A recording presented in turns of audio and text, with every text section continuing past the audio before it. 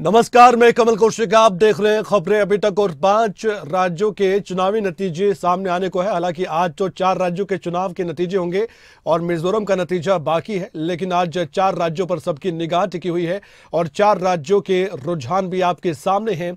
आप देख सकते हैं कि किस पार्टी ने किस तरह से अपने आप को साबित करने की कोशिश जो की थी उसमें कामयाबी हासिल की है। रुझानों में कम से कम ये नजर आ रहा है। इसे नतीजे मत समझिए, अभी कुछ भी कहना जल्दबाजी होगा, लेकिन हाँ, रुझानों में और नतीजों में ज्यादा फर्क नहीं होता। अब ये सोच लीजिए कि 10 सीटों का अंतर हो सकता है। एक बड़ी खबर सामने आ रही है और बड़ी खबर, बड़ी जानकारी आपके सामने इस चुनावी नतीजे को लेकर ये है। छत्तीसगढ़, राजस्थान, मध्य प्रदेश और तेलंगाना में रुझान सामने आए। शुरुआती रुझानों में 2 राज्यों में कांग्रेस और 2 राज्यों में बीजेपी आगे है। रुझानों में राजस्थान, मध्य प्रदेश की बात करें तो बीजेपी को बढ़त है। रुझानों में तेलंगाना और छत्तीसगढ़ की बात करें तो यहां पर कांग्रेस को बढ़त मिल रही है।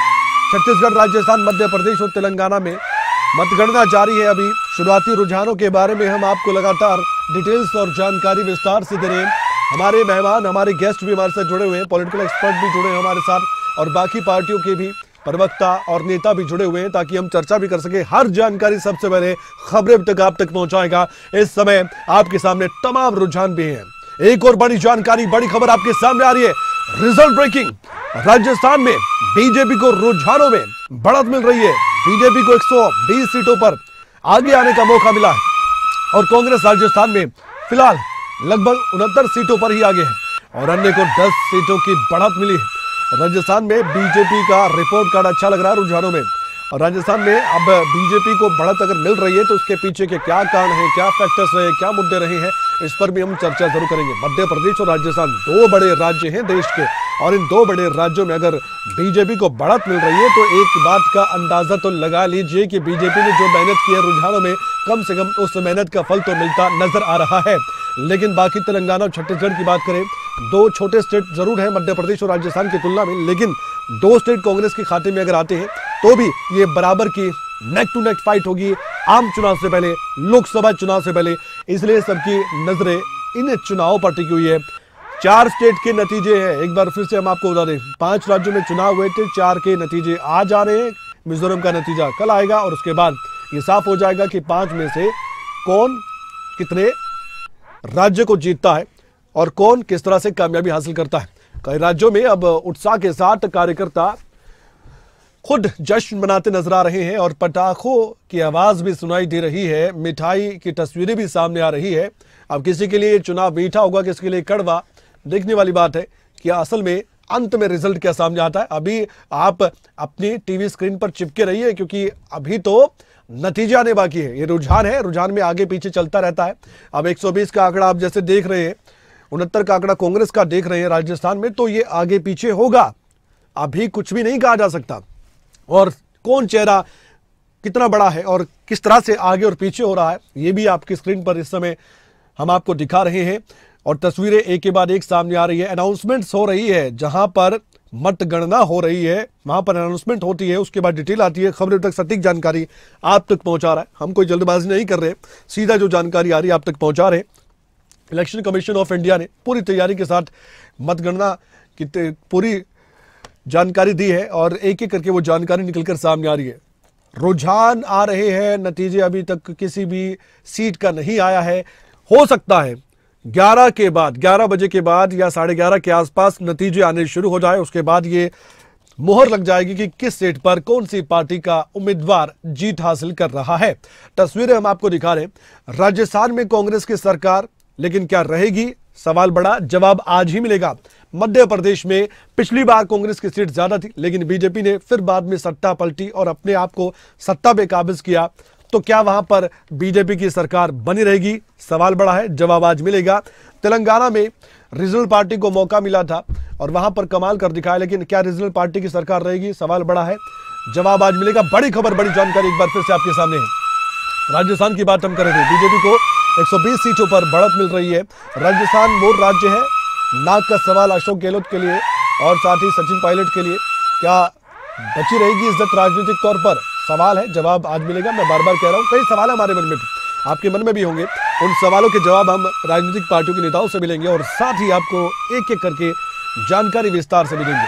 शुरुआती रुझान है और शुरुआती रुझानों में क्योंकि अभी लगभग समय हो गया 10:18 और समय गुजरता हुआ 11-12 बजे तक नतीजे की शुरुआत हो जाएगी और एक एक करके उन सीटों का भी आकलन हम करेंगे कि आखिरकार किस पार्टी की क्या कमी और किस पार्टी ने जो मेहनत की उसका फल कैसे मिला सीट जीतने के तौर पर। ये सब कुछ आपके सामने नजर आएगा। राजस्थान राज्य पर ज्यादा निगाह टिकी हुई है।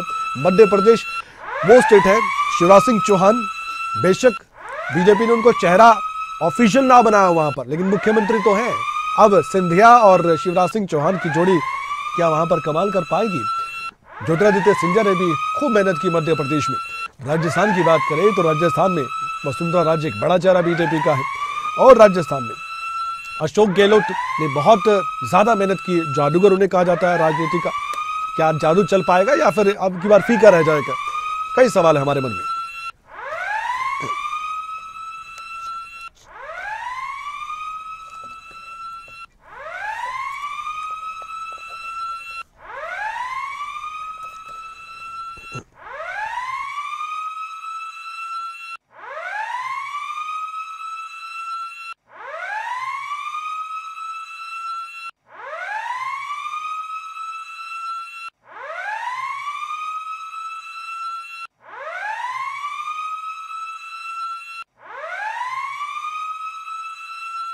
हमारे मेहमान जुड़ चुके हैं। शीशपाल बिष्ट साहब है, उत्तराखंड कांग्रेस के प्रवक्ता है, उनसे भी हम बातचीत करेंगे। हमारे साथ राजेंद्र जादौन साहब है, लगातार जुड़े हुए हैं। सर आपसे भी बातचीत करेंगे। पॉलिटिकल एक्सपर्ट है। सुमित हिंदुस्तानी है, आम आदमी पार्टी के प्रवक्ता है, उनसे भी हम बातचीत करेंगे। और साथ ही भाग सिंह दमदमा साहब कुछ ही पलों बाद आपके सामने हाजिर होंगे, जेजेपी के प्रवक्ता हैं, उनसे भी बातचीत करेंगे। लेकिन सबसे पहले राजेंद्र जादौन साहब आपके पास आकर मैं आपसे छोटा सा रिएक्शन ये लेना चाहूंगा। अभी रुझान आप देख पा रहे हैं, मोबाइल पर आप भी स्क्रॉल कर रहे हैं और प्रतिक्रिया भी आप नेताओं की जान रहे हैं। मुझे ये बताइए सर, ये जो 4 का चुनाव के नतीजे का आज का जो समय है, ये वक्त किसका अच्छा दिखाई दे रहा है आपको? अभी रुझानों में नतीजे आने बाकी हैं। आप बहुत ज्यादा एक्सपीरियंस है, आपने बहुत चुनाव देखे हैं। अभी तक के रुझानों के आधार पर दर्शकों को बताइए कि कौन आगे कौन पीछे असल में आपको दिखाई दे रहा है। देखिए, ऐसा है कि ये जो रुझान आ रहे हैं उससे लग रहा है कि मुकाबले में कांग्रेस जो है मजबूती के साथ खड़ी हुई है जी। जिस तरह का ये माना जा रहा था कि एक तरफा चुनाव हो जाएगा, वैसी स्थिति नहीं है। ओके। और नहीं, किस स्टेट में एक तरफा चुनाव की बात कर रहे हैं आप? किस स्टेट की बात कर रहे हैं? स्टेट का नाम भी लीजिए।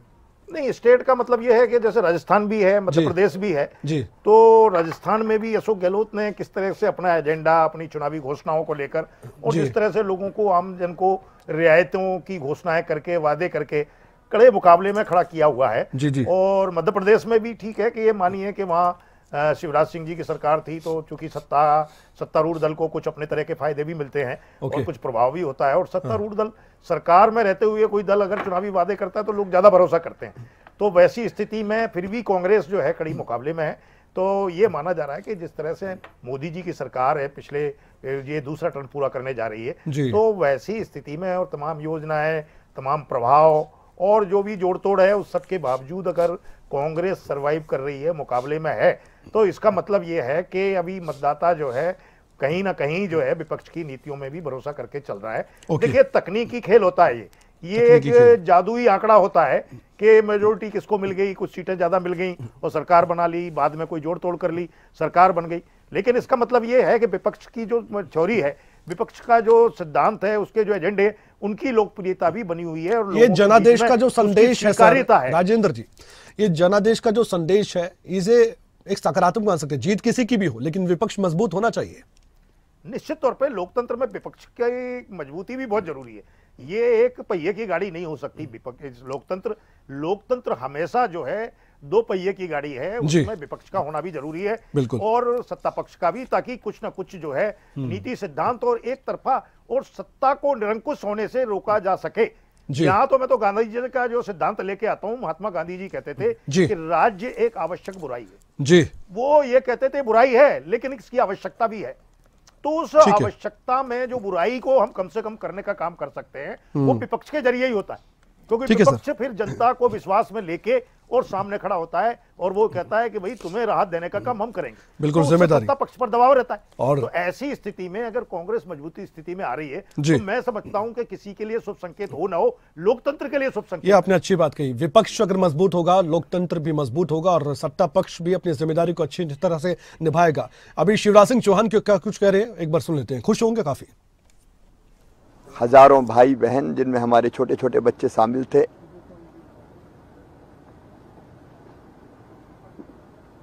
उन्होंने अपनी जिंदगी खो दी, असमय काल के गाल में समा गए।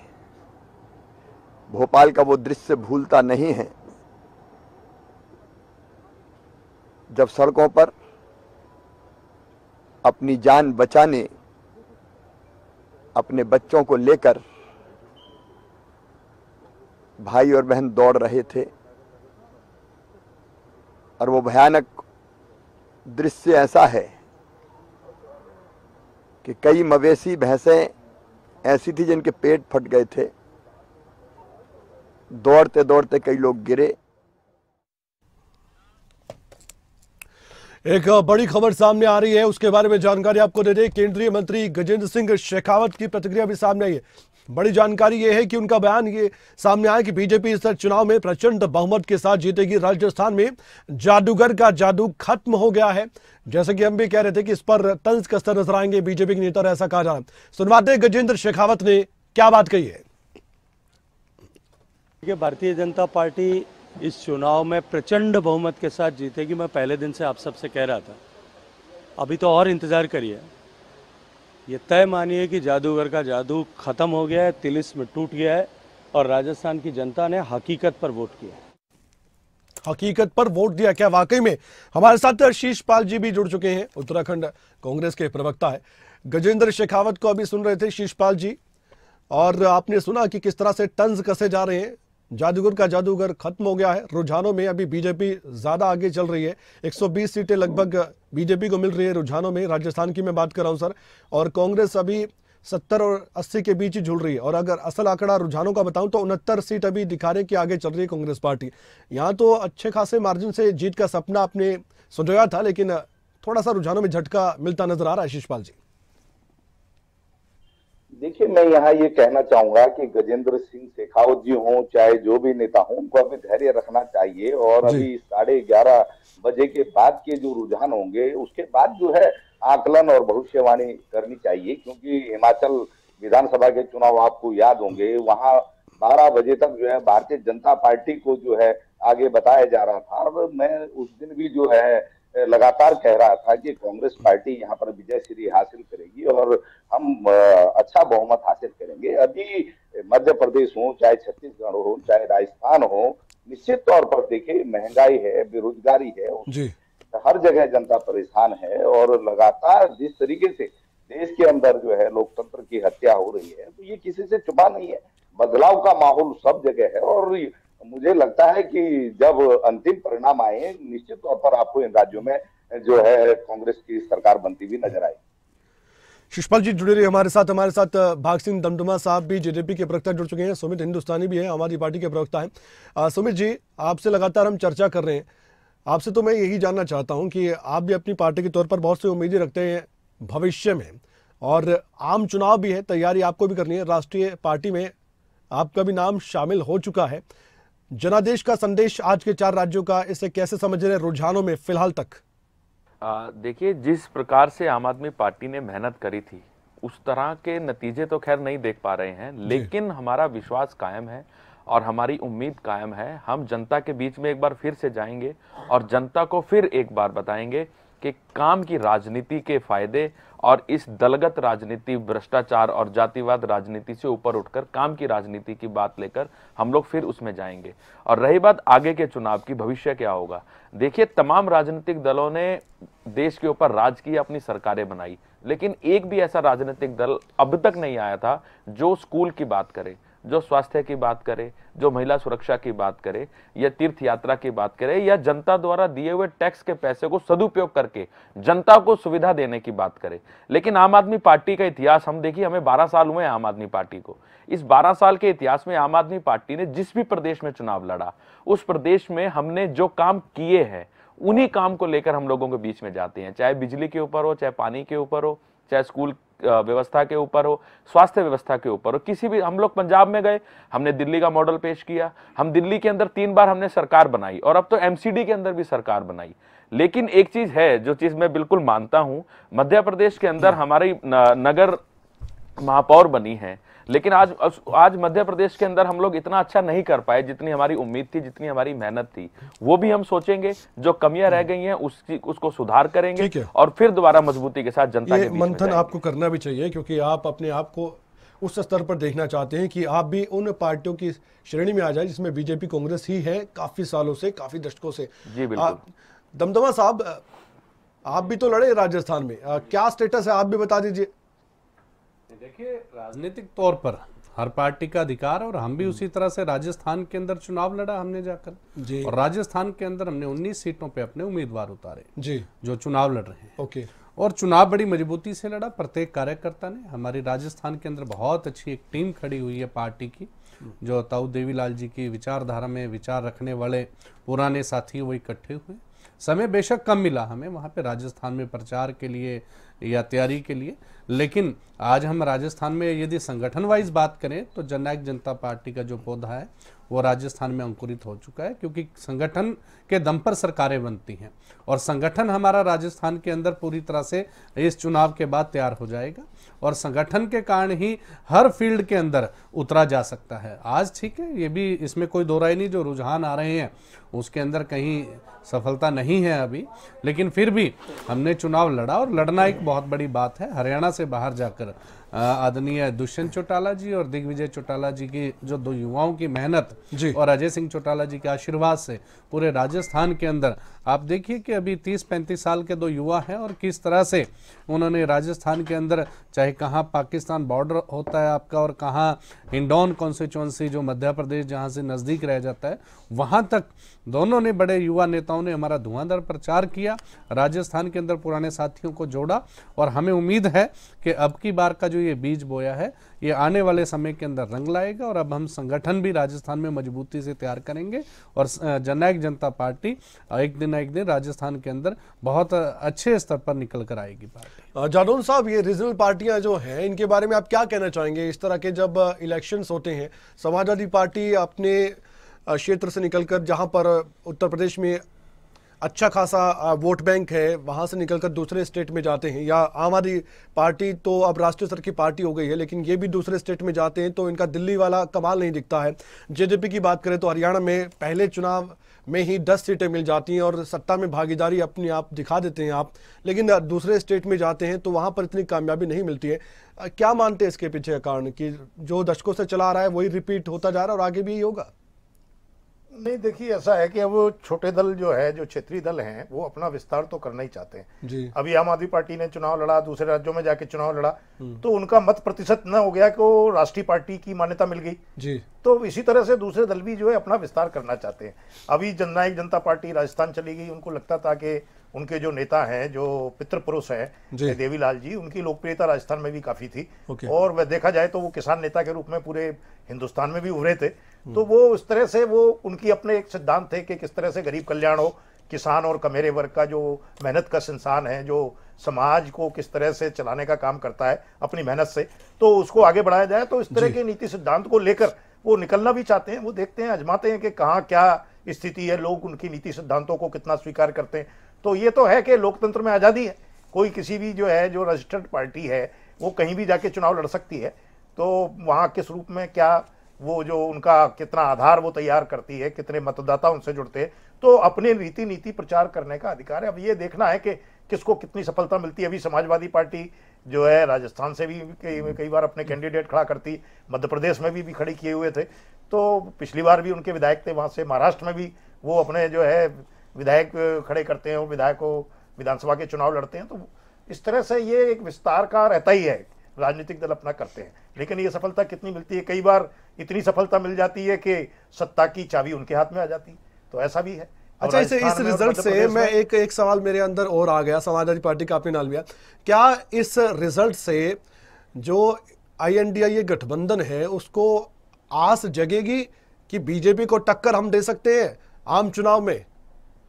देखिए, ऐसा है कि इंडिया गठबंधन का तो उन्होंने ये डिक्लेयर किया हुआ है, घोषित किया हुआ है कि वो लोकसभा चुनाव के लिए बना है। हाँ। और संविधान बचाओ और देश बचाओ, इस तरह के नारे उन्होंने दिए हुए हैं। एक्चुअल में उनको जो है विधानसभा चुनाव में भी एक दूसरे को सहयोग करना चाहिए था, पर उन्होंने किया नहीं। हालांकि उसमें अंडरग्राउंड ये जरूर चला कि जैसे समाजवादी पार्टी ने कांग्रेस से कहा कि आप हमें जो है मध्य प्रदेश में कुछ सीटें दो, आंतरिक दबाव बनने लगा, कुछ और दलों ने भी सीटें मांगी, तो आंतरिक तो था लेकिन मुझे लगता है कि वो इस तरह का कोई समझौता हो नहीं पाया और उससे समाजवादी पार्टी नाराज भी थी। लेकिन ये है कि इंडिया गठबंधन की रीति नीति पर मुझे लगता है कि उनका जो कामकाज है और जो आगे बढ़ने की जो स्पीड है वो बहुत कम है जी। अभी तक उनका कोई एजेंडा ढंग से तय नहीं हो पाया, सीटों के बंटवारे का कोई फॉर्मूला नहीं हो पाया। अब हो सकता है कि विधानसभा चुनाव के जो परिणाम आए उसके आधार पर भी वो ये तय करें कि किस दल को किस राज्य में कितनी सीटें दी जाए। जैसे कांग्रेस डोमिनेंस में अगर है मध्य प्रदेश में और राजस्थान में, तो कांग्रेस निश्चित तौर पर ज्यादा सीटों की दावेदारी करेगी इन राज्यों में। तो देखना है कि अब ये विपक्षी एकता जिस तरह से ये फॉर्मूला वो लेके आए कि सीटों का बंटवारा होगा तो उसमें कितनी सफलता मिलती है, क्योंकि सब अपनी अपनी दावेदारी करेंगे। कोई कहेगा मुझे इतनी सीटें चाहिए। अभी जो है कांग्रेस ने जो विधानसभा सीटों की जो डिमांड थी समाजवादी पार्टी और कुछ और दलों की थी, तो उनकी मांगों को स्वीकार नहीं किया। तो अब ये जो है एक तरह की मत भिन्नता, मतभेद और जिस तरह का रस्साकसी है, ये हो सकता है कि लोकसभा चुनाव की रणनीति में भी देखने को मिले। ठीक है शिषपाल जी, अभी मैं छत्तीसगढ़ का भी आंकड़ा दिख रहा है रुझानों में, बीजेपी नजदीक आती नजर आ रही है, ज्यादा मार्जिन नहीं है, 48 का रुझान कांग्रेस का है तो 40 का बीजेपी का, इस तरह से चल रहा है। अब आपको क्या लगता है, और वेट करना चाहिए, अभी उत्सुकता इतनी नहीं दिखानी चाहिए आपको भी और बीजेपी को भी? निश्चित तौर पर देखिए, चुनाव में रुझानों के आधार पर बहुत जल्दबाजी जो है भविष्यवाणियां नहीं की जानी चाहिए। मैंने पहले कहा कि कम से कम 11:30 बजे 12 बजे तक का हमको इंतजार करना चाहिए। और वैसे भी आप अगर रुझानों पर ही अगर बात करें तो राजस्थान में भी हम बहुत पीछे रुझानों में नहीं हैं, और छत्तीसगढ़ में तो हम आगे ही हैं, तेलंगाना में, राजस्थान में बढ़ गए, आपके 4-5 सीटें बढ़ गई रुझानों है। तो कांग्रेस क्या करे सर, रुझानों में आपकी सीटें बढ़ गई हैं 4-5 राजस्थान में। बिल्कुल बिल्कुल, मैंने कहा कि आप जब अंतिम परिणाम देखेंगे तो निश्चित तौर पर आपको सभी राज्यों का परिदृश्य बदलावा नजर आएगा। और मेरा पूरा विश्वास है कि कांग्रेस पार्टी हर राज्य में जो है बेहतर प्रदर्शन करेगी और सभी जगह हम सरकार भी बनाएंगे। जैसा मैं कह ही रहा हूं कि अभी राजस्थान में भी बहुत ज्यादा पीछे हम रुझान में नहीं है। शिषपाल जी, उत्तराखंड में आपकी तैयारी पूरी है, आम चुनाव आने वाला है, आपको लगता है कि जो रिजल्ट आज, क्योंकि हम भी 24 का सेमीफाइनल कह रहे हैं और कुछ नेता भी ये मानते हैं और दर्शक भी इसी तरह से देख रहे होंगे कि ये जो 4 से 5 स्टेट का जो नतीजा आ रहा है, क्या ये आम चुनाव के लिए कोई संदेश दे रहा है? आप क्या मानते हैं? उत्तराखंड में आप भी तैयारी कर रहे हैं, आपको भी चुनाव में उतरना है, आपको भी उन सीटों पर जीतना है, आपका भी सपना है, तो क्या लगता है आपको, क्या संदेश दे रहे हैं ये नतीजे आम चुनाव के लिए? निश्चित तौर पर ये जो 5 राज्यों के विधानसभा चुनाव हो रहे हैं, लोकसभा चुनाव से ठीक पहले हो रहे हैं, और निश्चित तौर पर एक मनोवैज्ञानिक माहौल बनता है, कार्यकर्ताओं का निश्चित तौर पर उत्साह बढ़ता है और जनता भी जो है एक मत बनाने की ओर बढ़ती है। लेकिन क्योंकि राष्ट्रीय स्तर पर जब लोकसभा के चुनाव होंगे तो उसमें मुद्दे भी अलग होंगे, उसमें चेहरे भी अलग होंगे, और निश्चित तौर पर जो आज देश के अंदर महंगाई है, बेरोजगारी है, जो तमाम विकास के मुद्दे हैं, परिसंपत्तियों को जो है निजी हाथों में देने का मामला है, उद्योगपतियों के हाथों जिस तरीके से आज देश की अर्थव्यवस्था तय की जा रही है, तो ये सारे मुद्दे उसमें होंगे। और निश्चित तौर पर जब राष्ट्रीय स्तर पर चुनाव लड़ाया जाएगा तो इंडिया गठबंधन एकजुट होकर के ये चुनाव लड़ेगा। और आप देखेंगे कि उन चुनावों में निश्चित तौर पर आज जिस तरीके से भारत जोड़ो यात्रा के बाद परिदृश्य बना है, एक किसान को, एक जवान को, एक जो है बेरोजगार नौजवान को और महंगाई से पीड़ित जनता को एक उम्मीद दिखाई दे रही है, वो बदलाव के लिए तैयार बैठी है। तो निश्चित तौर पर 2024 में भी देश में बदलाव होगा और एंटी इनकम्बेंसी भी जो है 10 सालों की है, उसका भी लाभ जो है इंडिया गठबंधन को होगा। तो बहुत जल्दबाजी होगी अभी कुछ भी कहना, लेकिन मैं जैसा अभी कह रहा हूं आपको कि आप देखिए 12 बजे के बाद आप इन चारों राज्यों में कांग्रेस की सरकार बनती हुई देखेंगे। और छत्तीसगढ़ में हम आगे हैं, जैसा मैंने पहले कहा, और तेलंगाना में तो कांग्रेस बिल्कुल जो है एब्सोल्यूट जो है मेजोरिटी के करीब बढ़ी गई है, आगे दूसरा कोई दल आसपास भी नजर नहीं आ रहा है। और आप देख लीजिए राजस्थान में बहुत पीछे नहीं है, और आंकड़े मैं देख रहा अभी आधे घंटे के अंदर ही बहुत बदले हैं। तो निश्चित तौर पर इस समय जो राहुल गांधी जी के संघर्ष है और राजस्थान में जो गहलोत जी ने काम किया, 7 जो गारंटियां उन्होंने वहां की जनता को दी, स्वास्थ्य के सेक्टर में हो, चाहे हर सेक्टर में उन्होंने जो बेहतरीन काम किया, निश्चित तौर पर ये परिणाम में बदलेगा। और मेरा पूरा विश्वास है कि जो है हम सब जगह जो है परचम लहराने में कामयाब। जी, विनोद जी भी हमारे साथ जुड़ चुके हैं, बीजेपी के प्रवक्ता उत्तराखंड से। विनोद जी, अभी शिषपाल जी से बातचीत हो रही थी, आप जानते भी बखूबी इनको। विनोद जी, आप ये बताइए कि मैं आपसे भी सवाल पूछ रहा हूं, 2 स्टेट में आप फिलहाल आगे चल रहे हैं, राजस्थान, मध्य प्रदेश में, और छत्तीसगढ़ में कांग्रेस आगे चल रही है रुझानों में, और तेलंगाना में कांग्रेस। ये 2-2 से बराबर का मैच दिखाई दे रहा है रुझानों में। क्या कहेंगे, क्या संदेश दे रहे हैं नतीजे? आपसे भी मेरा सवाल है, आम चुनाव से पहले क्या संदेश? निश्चित रूप से नरेंद्र भाई मोदी के नेतृत्व में जिस तरह से काम किया है उसका पूरा असर इस चुनाव में दिखाई दे रहा है। मध्य प्रदेश अंदर जिस तरह से भारतीय जनता पार्टी का शासन चला है उसका असर दिखाई दे रहा है। कांग्रेस शासन में राजस्थान के अंदर जिस तरह से उन्होंने वहां के कानून व्यवस्था से लेकर भ्रष्टाचार के दलदल में डूबी रही, उसका एक परिणाम सामने दिखाई दे रहा है। छत्तीसगढ़ के अंदर जो जिस तरह से हम कम मांगा जा रहा था, जिस तरह से अभी हम वहां सरकार बनाने जा रहे हैं, निश्चित रूप से मैं कह सकता हूँ देश और प्रदेश की जनता नरेंद्र भाई मोदी के नेतृत्व में और भारतीय जनता पार्टी की नीतियों से प्रसन्न होकर आज प्रचंड बहुमत से जो तीनों राज्य हैं उन राज्यों में हम सरकार बनाएंगे। और निश्चित रूप से ये देश की जनता और तेलंगाना में हार मान चुके हैं। निश्चित रूप से तेलंगाना में हमने एक सीट पर थे और वहां पर अपना ग्राफ बढ़ा रहे हैं। ये हमारे लिए बहुत ही सुखद है और निश्चित रूप से आने वाले समय में वहां पर और अच्छे परिणाम हमारे पक्ष में आएंगे। मैं कह सकता हूँ इस लिटमस टेस्ट में अभी हुआ है भारतीय जनता पार्टी को जिस तरह से विजय प्राप्त हो रही है, निश्चित रूप से आने वाले लोकसभा चुनाव में भारतीय जनता पार्टी नरेंद्र मोदी के नेतृत्व में एक बार देश के अंदर का प्रधानमंत्री बनेंगे और इस समय से ज्यादा सीटों पे प्रचंड बहुमत से जीतेंगे। और देखिए मध्य प्रदेश में 2/3 बहुमत से आगे बढ़ रहे हैं। राजस्थान के अंदर भी हमें 2/3 बहुमत मिलने वाला है। छत्तीसगढ़ में जहां पर बहुत दावे कर रहे थे वहां पर लोगों ने भूपेश बघेल के भ्रष्टाचार देख लिया है कि आकंठ में डूबे थे, जहां बहुत कमजोर मान रहे थे, वहां पर निश्चित रूप से इस तरह से नरेंद्र भाई मोदी ने देश का गौरव बढ़ाया है, ये कल्याणकारी योजना में काम किया है। कांग्रेस के भ्रष्टाचार को जिस तरह से लोगों ने देखा है उसको देखकर जो शासन देश के अंदर और देश के अंदर भारतीय जनता पार्टी शासन राज्यों ने दिया है, ठीक है सबके सब। ठीक है विनोद जी, बने रहे हमारे साथ। ये तस्वीरें हम दिखा रहे हैं तेलंगाना से कांग्रेस के कार्यकर्ताओं में जश्न की जो भावना है वो अब नारों से निकलकर पूरे तेलंगाना में सुनाई दे रही है। और तस्वीरें आप देख सकते हैं, फिलहाल तेलंगाना में कांग्रेस पार्टी की बल्ले बल्ले होती नजर आ रही है, क्योंकि रुझानों में कांग्रेस पार्टी बहुत ज्यादा आगे चल रही है, लेकिन राजस्थान, मध्य प्रदेश में ये नहीं है। एक बड़ी खबर सामने आ रही है, बड़ी खबर, बड़ी जानकारी दर्शकों तक पहुंचाना चाहते हैं। राजस्थान के अभी तक के रुझान आपके सामने, 113 सीट ऐसी जिस पर बढ़त बनाए हुए बीजेपी, और आंकड़ा आप जानते हैं 100 का है। अब अभी मैं आपको ये बताना चाहता हूं कि 110 से 113 ये चल रहा है, 110 से 113 की सीटें हैं जो बढ़त बना रहे हैं। तो ये आंकड़ा आप देख पा रहे हैं, 110 से 113 सीट ऐसी हैं जहां पर बीजेपी अभी आगे है, और वहीं कांग्रेस पार्टी का आप मान लीजिए कि 70 से 76 के बीच में है। अब 70 से 76 के बीच में चल रहा है, आगे पीछे रुझान है। जैसा कि शिषपाल जी कह रहे थे, अभी 11-12 बजे तक का समय है, 12 साढ़े 12 तक थोड़ी तस्वीर साफ हो जाएगी कि रुझानों पर भरोसा करके नतीजों में सब कुछ तब्दील होगा कि नहीं होगा। अभी आगे पीछे का खेल चलता रहेगा, और जिनको चुनाव के बारे में मालूम है वो भी जानकारी हासिल पहले ही कर चुके होंगे कि रुझानों के लिए और इनको नतीजों में तब्दील होंगे नहीं, इसके लिए थोड़ा सा और इंतजार कीजिए।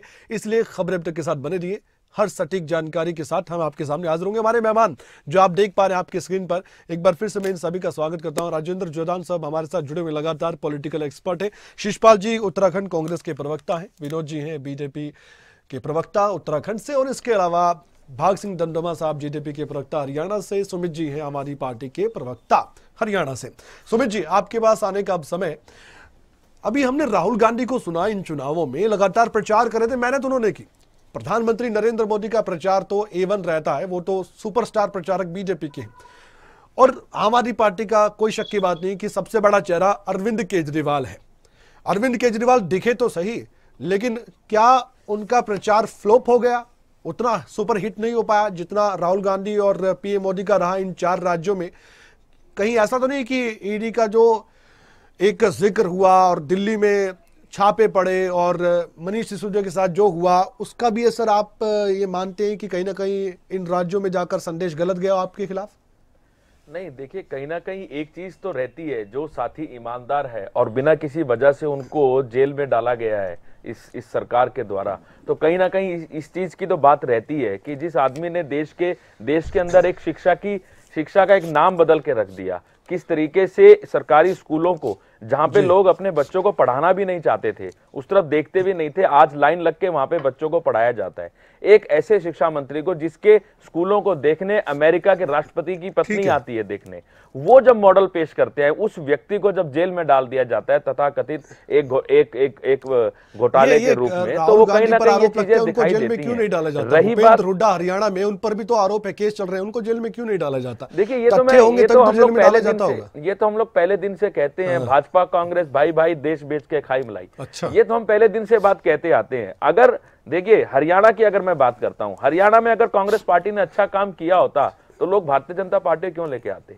लेकिन आज 5 साल की भारतीय जनता पार्टी और 4 साल की गठबंधन की भाजपा और जजपा, इन दोनों का जब आंकलन आप करेंगे तो बहुत से सवालिया निशान खड़े होते हैं। सुमित जी, सिंपैथी एक समय तक लेना तो सही रहता है, लेकिन एक राज्य का मुख्यमंत्री दूसरे राज्य में जाकर चुनावी प्रचार करता है और ये कहता है कि मैं अगली बार आऊं तो क्या पता मैं जेल में रहूं, ऐसी बातें करेंगे। जनता तो आज समझदार है, जब आप जेल के ही आप भविष्य अपना देखते हैं तो आप पर भरोसा करके क्यों आपको वो जिताएंगे? उसी देश के एक राज्य में, उसी देश के एक राज्य के जो प्रवक्ता लोग बोलते हैं कि चंद दिनों में केजरीवाल को अंदर कर देंगे, चंद दिनों में ये अंदर कर देंगे। एक देश की नंबर 1 कहे जाने वाली पार्टी जो अपने आप को बोलते हैं बीजेपी वाले, इनके प्रवक्ता बड़े बड़े चैनलों पे जाकर आपके चैनल पे आके बोलते हैं कि अब तो 4 दिन के अंदर अरविंद को अंदर कर देंगे, 5 दिन के अंदर। वो कौन होते हैं? वो ये तो नहीं कहते ईडी करेगी, ये कानून करेगा, वो कैसे की बात नहीं है। मध्य प्रदेश के अंदर जब अरविंद केजरीवाल जी लोगों के बीच में गए, उन्होंने कहा कि देखिए, हम लोग आपके बीच में आए एक ईमानदार राजनीति को लेके, इस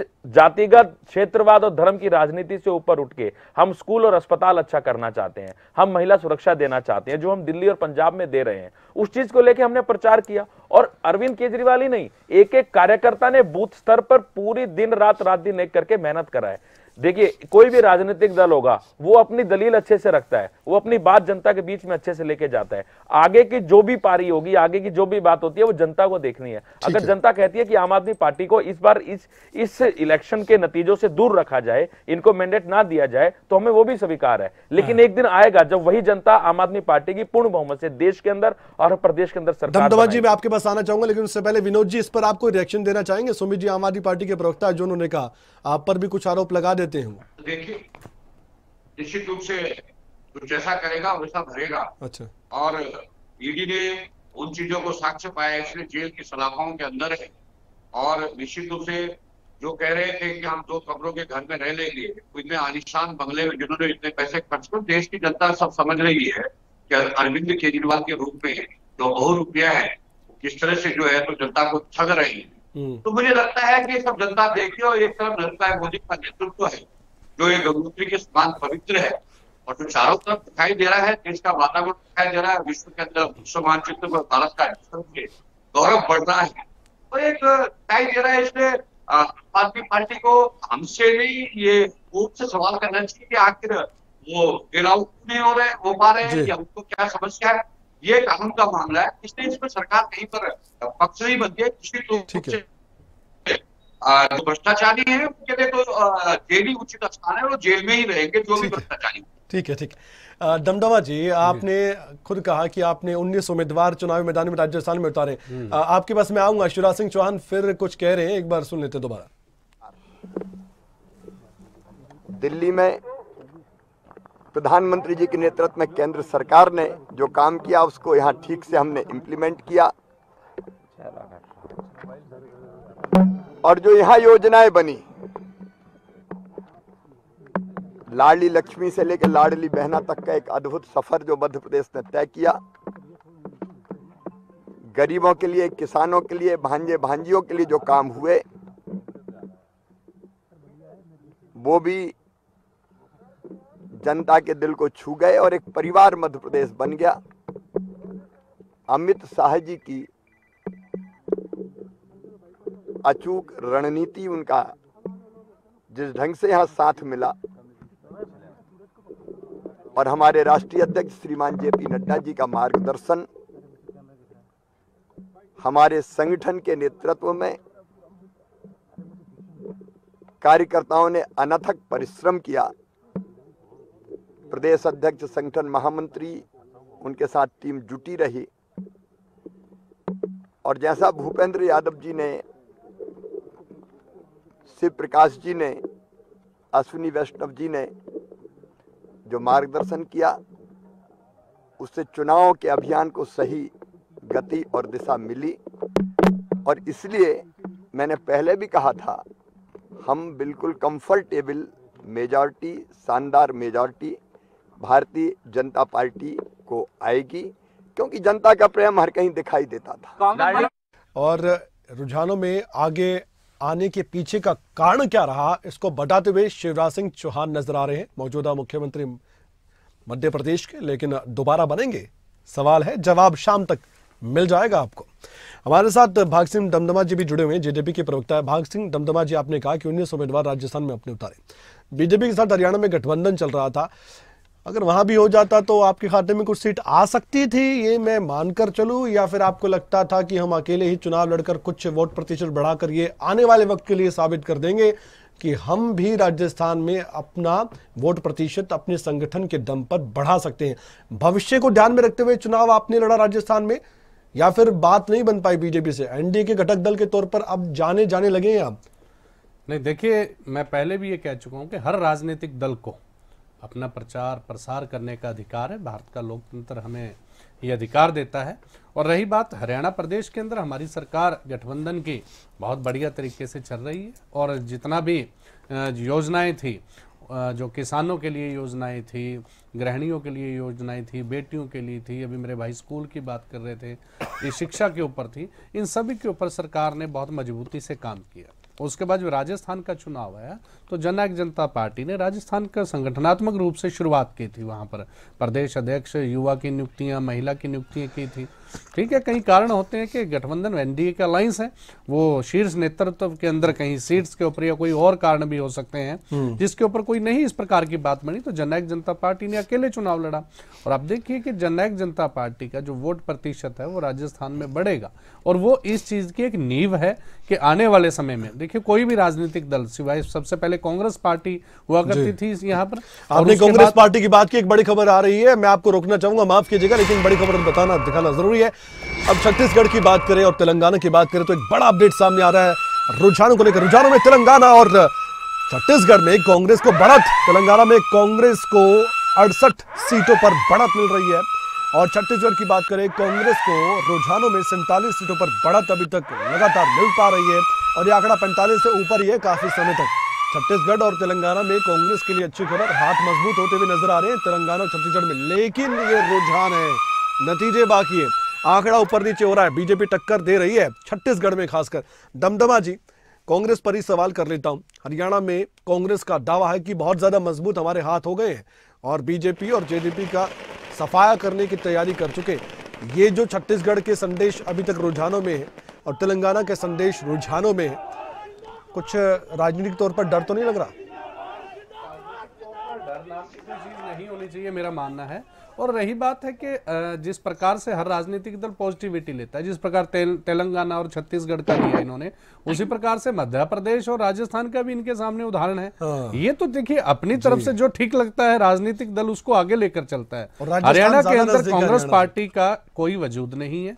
मैं ये पूछना चाहता हूं कि हरियाणा के अंदर जो कांग्रेस की बात की जाती है वो कौन सी कांग्रेस की बात होती है? हर बार अलग अलग चेहरे दिखते हैं, या तो कुमारी शैलजा की कांग्रेस की बात किया जाए जो एसआर के इन्होंने अलग गुट बनाया है अभी, या भूपेंद्र सिंह हुड्डा और प्रदेश अध्यक्ष हैं उनकी कांग्रेस की बात की जाए, क्योंकि आपके पास भी टीवी पैनल में जितने भी डिबेट के ऊपर आते हैं साथी, वो मैंने यही सुना है आज तक मेरे सहयोगियों से कि भूपेंद्र सिंह हुड्डा को मजबूत की बात की जाती है, दीपेंद्र के कसीदे गढ़े जाते हैं, क्योंकि जो अध्यक्ष हैं, प्रदेश अध्यक्ष, चाहिए उनके हाथ में है कि टीम को किस प्रकार से संगठनात्मक आदेश दिया जाए। वो आदेश क्लियर दिखता है कि भूपेंद्र सिंह हुड्डा की करनी है, बढ़त करनी है, आपने उनकी प्रेज करनी है। कभी भी किसी प्रवक्ता ने ना तो किरण चौधरी की, ना रणदीप सुरजेवाला का, और ना ही कुमारी शैलजा जी के बारे में किसी तरह की कोई बात करते हैं। तो एक इनका एक अलग ही मैनिफेस्टो जो अंदरूनी है इनका, वो पार्टी के अंदर चल रहा है। अभी प्रदेश का विजन इनके सामने कहीं नहीं है, वो संगठन के अंदर ही तोड़ जोड़ में लगे हुए हैं अपने, और प्रदेश के अंदर कुछ कहने और करने का कांग्रेस के पास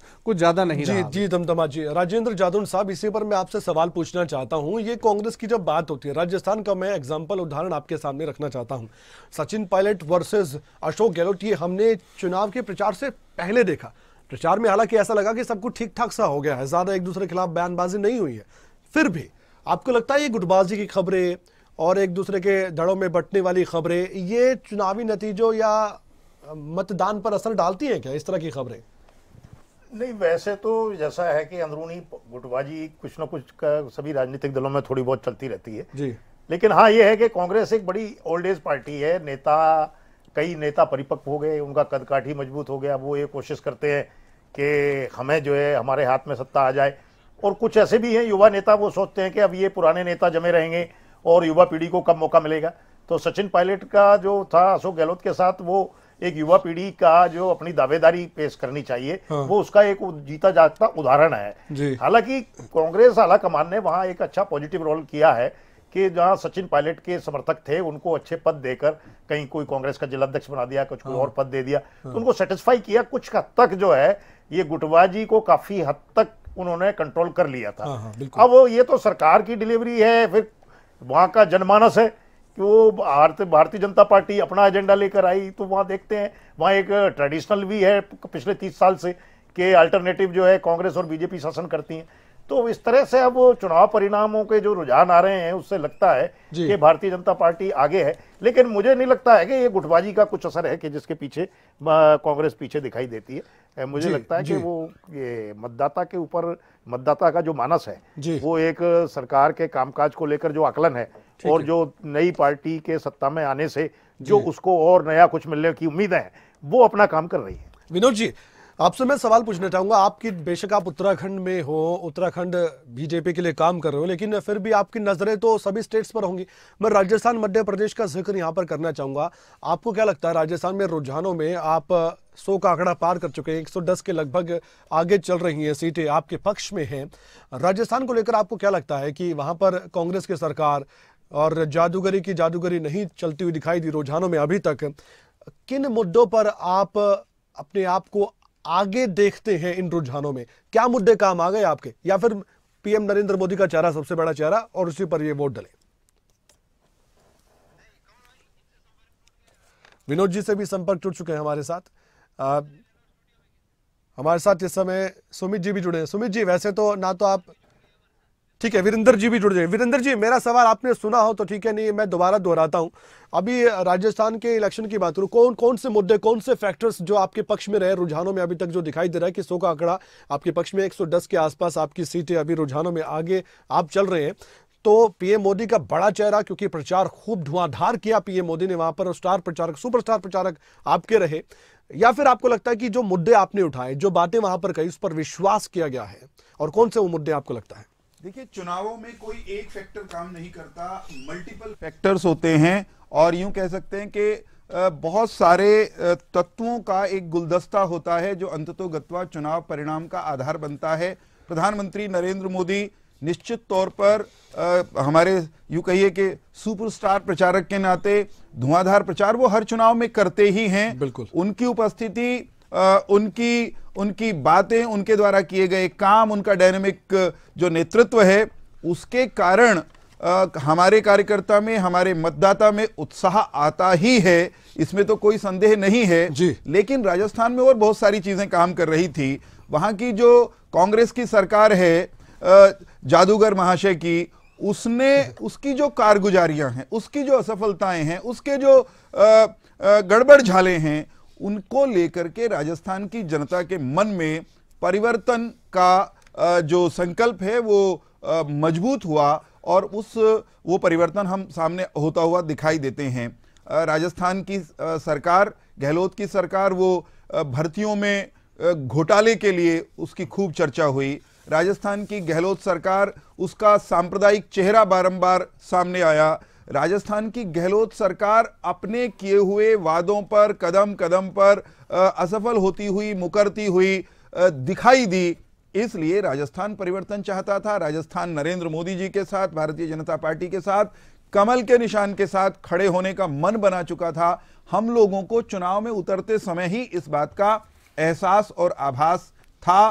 परिणाम हमारी अपेक्षाओं के अनुरूप ही आए हैं। और मुझे लगता है कि जो 24 का अब अगला जो रण राजस्थान में है वो लोकसभा का रण होगा। लोकसभा में हम पिछली बार की तुलना में भी और बेहतर नतीजे राजस्थान में लेकर के आएंगे। वीरेंद्र जी, मध्य प्रदेश को लेकर मैं एक सवाल आपसे पूछता हूं जी। यहाँ तो आंकड़ा बहुत ज्यादा बड़ा है आपका और बहुत मुश्किल रहता है। एक जगह आपकी सत्ता हो, सत्ता विरोधी लहर की बात होती है, एंटी इनकम्बेंसी की बात होती है, उसके बावजूद भी आप अपने विरोधियों को पस्त कर रहे हैं। इसको लेकर आप अपने अनुमान के हिसाब से क्या विश्लेषण करना चाहते हैं? देखिए, एक सच्ची सी बात आपको कहता हूं। आपके पैनल पर भी जो मित्र लोग यहाँ इस समय जुड़े हुए हैं, राजेंद्र जी शायद स्क्रीन पर दिखाई दे रहे होंगे, जो राजनीतिक विश्लेषक, पत्रकार, चुनावी भविष्यवेत्ता कह रहे थे, उनमें से कोई भी मध्य प्रदेश में हम इस तरह के परिणाम लेकर के आएंगे मानने के लिए तैयार नहीं था। मध्य प्रदेश जा रहा है, मध्य प्रदेश चला जाएगा, और इस तरह की बात हम कई दिन से लगातार सुन रहे थे। परंतु जितनी बार भी मेरे मित्रों की मध्य प्रदेश के चुनाव में धरातल पर काम करने वाले लोगों से चर्चा हुई, अपने कार्यकर्ता मित्रों से, नेताओं से बात हुई, सबके सब आशावान थे। परंतु फिर जोड़ता हूं इसमें एक और बात कि भाई इतना बढ़िया वाला परिणाम आएगा, शायद इसकी अपेक्षा हमको नहीं थी। मैं इस चुनाव को इस रूप में देखना चाहता हूं या देखता हूं कि पिछला जो 5 साल का टर्म था मध्य प्रदेश में, उसमें 1.5 साल कांग्रेस को देखा मध्य प्रदेश के लोगों ने। शेष 3.5 साल शिवराज सिंह चौहान जी के नेतृत्व में भारतीय जनता पार्टी की उस सरकार को काम करते हुए देखा, जो एक बहुत लोकप्रिय मुख्यमंत्री के नेतृत्व में काम कर रही है। वो लाडली बहना योजना लेकर के आ रहे हैं और महिलाओं के लिए बहुत सारे काम करते हुए दिखाई देते हैं प्रत्यक्ष धरातल पर। और जो जमीन पर जिस नेता की जबरदस्त पकड़ है, उपस्थिति है, लोकप्रियता है, ऐसे नेता और उसके काम ने चमत्कारिक परिणाम दिया। मध्य प्रदेश की जनता ने एक ही कार्यकाल में 2 सरकारों, 2 पार्टियों को काम करते हुए देखा और कामकाज के आधार पर जो चुनाव के समय सरकार थी उसको दोहराया है। मैं ये समझता हूं ये डबल ठप्पा है। ठीक है, डबल। किसी सरकार को हटाकर बदलना एक निर्णय होता है, जो सरकार थी उसको एंटी इनकम्बेंसी के बजाय प्रो इनकम्बेंसी दिखाते हुए उसको पुनः स्थापित करना, कमल पर विश्वास जताना। हम मध्य प्रदेश की जनता के आभारी हैं, कृतज्ञ हैं। ठीक है, हमारे साथ विजेंद्र रेड्डी साहब भी जुड़ चुके हैं। स्वागत है आपका विजेंद्र जी। और आपसे आईएनएलडी की तरफ से मैं ये सवाल पूछना चाहता हूँ, आप एक रीजनल पार्टी है, क्षेत्रीय पार्टी है, और आपका अगर इतिहास देखा जाए कुछ सालों का, पिछले 2 चुनाव का देखा जाए तो आपके ग्राफ में बहुत कमी आई है। लेकिन रीजनल पार्टियों का हाल अगर इन चुनाव में देखें तो राष्ट्रीय पार्टी बीजेपी एक सबसे बड़ी पार्टी, देश की एक सबसे बड़ी पुरानी पार्टी कांग्रेस, इनके बीच मुकाबला देखा जा रहा है। तेलंगाना में बीआरएस का जो हाल है वो अभी रुझानों में तो बेहाल है, हालांकि बीजेपी उनसे पीछे है, बट वहां पर बीआरएस लग रहा था कि कांग्रेस को टक्कर दे सकती है। कांग्रेस पार्टी रुझानों में बहुत आगे चल रही है। रीजनल पार्टियों को आपको लगता है कि जो ग्राफ एक समय में बढ़ता हुआ नजर आ रहा था अब थोड़ा सा घट रहा है, या फिर आप इससे इत्तेफाक नहीं रखते? नहीं, देखिए ऐसी बात नहीं है। रीजनल पार्टियों का भी अपना अस्तित्व होता है। जिस तरह से आपने तेलंगाना की बात की या दूसरी आपने बीआरएस के बारे में बताया, वो एक अलग इशू है।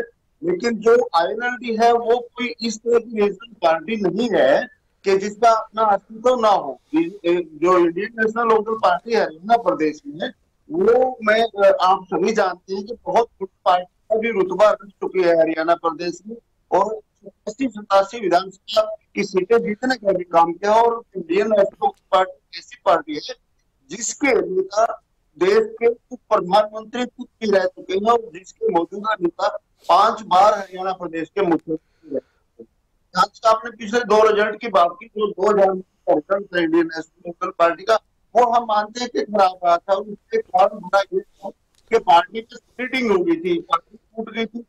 जैसे के लोगों ने कहीं ना कहीं युवा नेता के ऊपर भरोसा करते हुए वोटर उसकी तरफ हो गया था। लेकिन जो है दोबारा से फिर वो सारा vote Indian national people party जुड़ रहा है और इंडियन नेशनल पार्टी हरियाणा प्रदेश में फिर मजबूती के साथ चुनाव लड़ेगी, चुनाव जीतेगी भी। लेकिन रुझान जो आप दिखा रहे हैं स्क्रीन पर, मैं लगभग 50 मिनट से जुड़ नहीं पाया था, देख भी नहीं पाया जी, कनेक्शन में प्रॉब्लम आ रही थी। तो मैं ये कहना चाहूंगा जो ये रुझान आ रहे हैं इससे देखिए एमपी का तो लगभग ये लग ही रहा है कि रिपीट हो रही है और सरकार से उन्होंने दूसरी पार्टी को वहां पर स्थापित हुए थे, उनको कहीं ना कहीं दोबारा से सफलता मिलती दिखाई दे रही है। वैसे तो ये रुझान अभी कंफर्म नहीं है और इसी प्रकार से राजस्थान में भी शायद बीजेपी चल रही है। इसके वहां के अपने रीजन है। जिस तरह से आप राजस्थान को ले लो, राजस्थान में बिल्कुल भी कि बीजेपी लीड कर जाएगी, इतने अच्छे रुझान चलते हैं, फाइनल रिजल्ट होना बाकी है, बट स्टिल नाउ बीजेपी का एडवांस में चल रही है। उसका कहीं ना कहीं सचिन पायलट और अशोक गहलोत जी का जो विवाद था, मैं मानता हूँ कि उसका इनको ज्यादा फायदा मिला है। कहीं ना कहीं कांग्रेस जो है दोनों का आपस में कंप्रोमाइज नहीं कर पाई उनको बनाने में। और चुनाव से पहले, वोटिंग से पहले हमने ऐसे बहुत सारे नेताओं को देखा जो कि सचिन जी के समर्थक हुआ करते थे और उन्होंने भाजपा इसलिए ज्वाइन कर ली क्योंकि हम सचिन कौर के तो साथ थे, लेकिन हम अब साथ वो भाजपा में गए थे। कहीं ना कहीं कांग्रेस की हाईकमान की जो रणनीति थी वो सही तरीके से लागू नहीं करता है, जिसका बेनिफिट भारतीय जनता पार्टी को मिलता हुआ दिखाई दे रहा है। ठीक है विजेंद्र जी, जुड़े रहिए आप हमारे साथ। हम इस वक्त सीधे बयान सुनवाते हैं केंद्रीय राज्य मंत्री कृष्णपाल गुर्जर का, जिन्होंने अभी तक के रुझानों पर अपनी प्रतिक्रिया जाहिर की है। सुनवाइए। देखिए, मैं पहले दिन से बोल रहा था कि सिर्फ भारत का नहीं पूरी दुनिया का भरोसा मोदी जी पर बढ़ रहा है। 20 साल बाद भी मध्य प्रदेश में भारतीय जनता पार्टी को प्रचंड बहुमत मिल रहा है, 2/3 से ज़्यादा सीटें मिल रही हैं। ये दर्शाती हैं कि भारतीय जनता पार्टी की जहाँ जहाँ सरकारें हैं वो अच्छा काम करती हैं, इसलिए 20-20 साल 25-25 साल से लगातार सरकार चला रही हैं। और जहाँ जहाँ कांग्रेस की सरकारें हर 5 साल बाद बदल जाती हैं। इसका मतलब बिल्कुल स्पष्ट है कि जहाँ कांग्रेस है वो लोगों की अपेक्षाओं पर खरा नहीं उतरती, झूठ बोलकर वोट लेती है, अपने वादे पूरा नहीं करती, इसलिए लोग 5 साल के बाद उसको नकार देते हैं।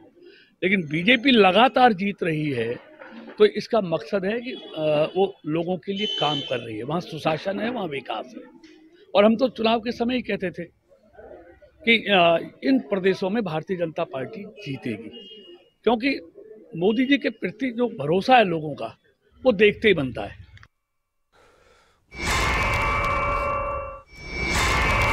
एक बड़ी खबर सामने आ रही है, शिवराज सिंह चौहान का बयान सामने आया है।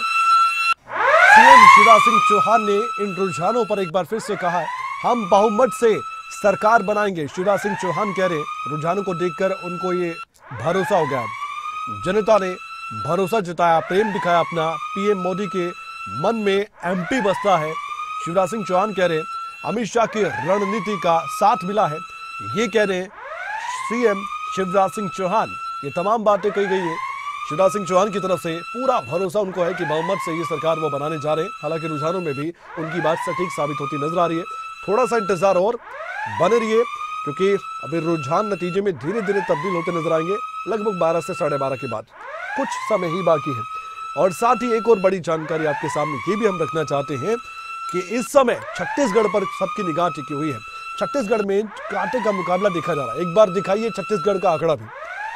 अभी हम दिखाएंगे छत्तीसगढ़ में क्या चल रहा है, क्योंकि छत्तीसगढ़ का जो इलेक्शन था वो इलेक्शन बहुत ज्यादा महत्वपूर्ण था। वहां पर खूब मेहनत की है, चाहे बात करें राहुल गांधी की, चाहे बात करें पीएम मोदी की, चाहे बात करें प्रियंका गांधी की, इन सभी ने, अमित शाह वहां पर गए, इन सभी ने पूरी कोशिश की कि पूरा मजबूती के साथ ये इलेक्शन खड़ा किया जाए, अपने पक्ष में किया जाए।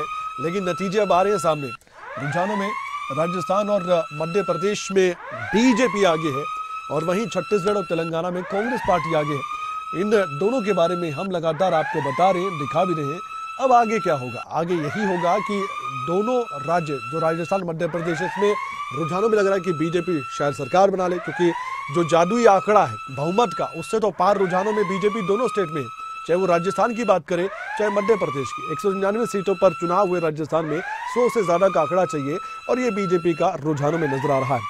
ऐसे ही मध्य प्रदेश में आप देख सकते हैं, इसमें भी बीजेपी क्लियर बहुमत को पार करती हुई नजर आ रही है रुझानों में मध्य प्रदेश में। लेकिन 2 तेलंगाना और एक तरफ छत्तीसगढ़, इन दोनों राज्यों में कांग्रेस बढ़त बनाए हुए। तेलंगाना में तो बीजेपी से तो बहुत दूर है कांग्रेस पार्टी, बहुत आगे है मतलब, और यहाँ पर बीएनएस थोड़ा सा नीचे होती नजर आ रही है पहली वाली परफॉर्मेंस से। हैदराबाद की तस्वीरें भी सामने आ चुकी हैं, वहां पर तो जश्न का माहौल बनना शुरू हो चुका है क्योंकि कांग्रेस के पक्ष में यहाँ पर चुनाव है, नतीजे हैं और नारे सुनिए एक बार।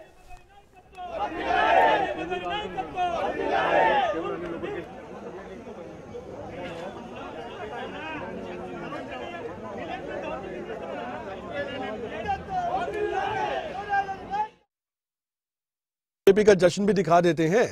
बीजेपी तो आज जश्न मनाने के लिए पहले से ही तैयारी कर चुकी थी, मिठाइयां बन चुकी थी। बड़े स्टेट हैं मध्य प्रदेश और राजस्थान। आप दूर की तस्वीर देखिए, आप आम चुनाव की तस्वीर देखिए, सबसे बड़ी परीक्षा तो वही है। और रिएक्शन सारे हैं और कानों में सवाल बताए जा रहे हैं क्योंकि शोर बहुत है। सुनिए क्या कुछ कहा जा रहा है बीजेपी नेताओं की तरफ से, सवाल कानों में और जवाब माइक पर। अभी जो मतगणना हो रही है उसके जिस तरह से परिणाम आ रहे हैं, भारतीय जनता पार्टी के प्रचंड विजय का शंखनाद हो चुका है। इसलिए सारे भाजपा कार्यकर्ता गुजरात के सभी हैं उत्सव।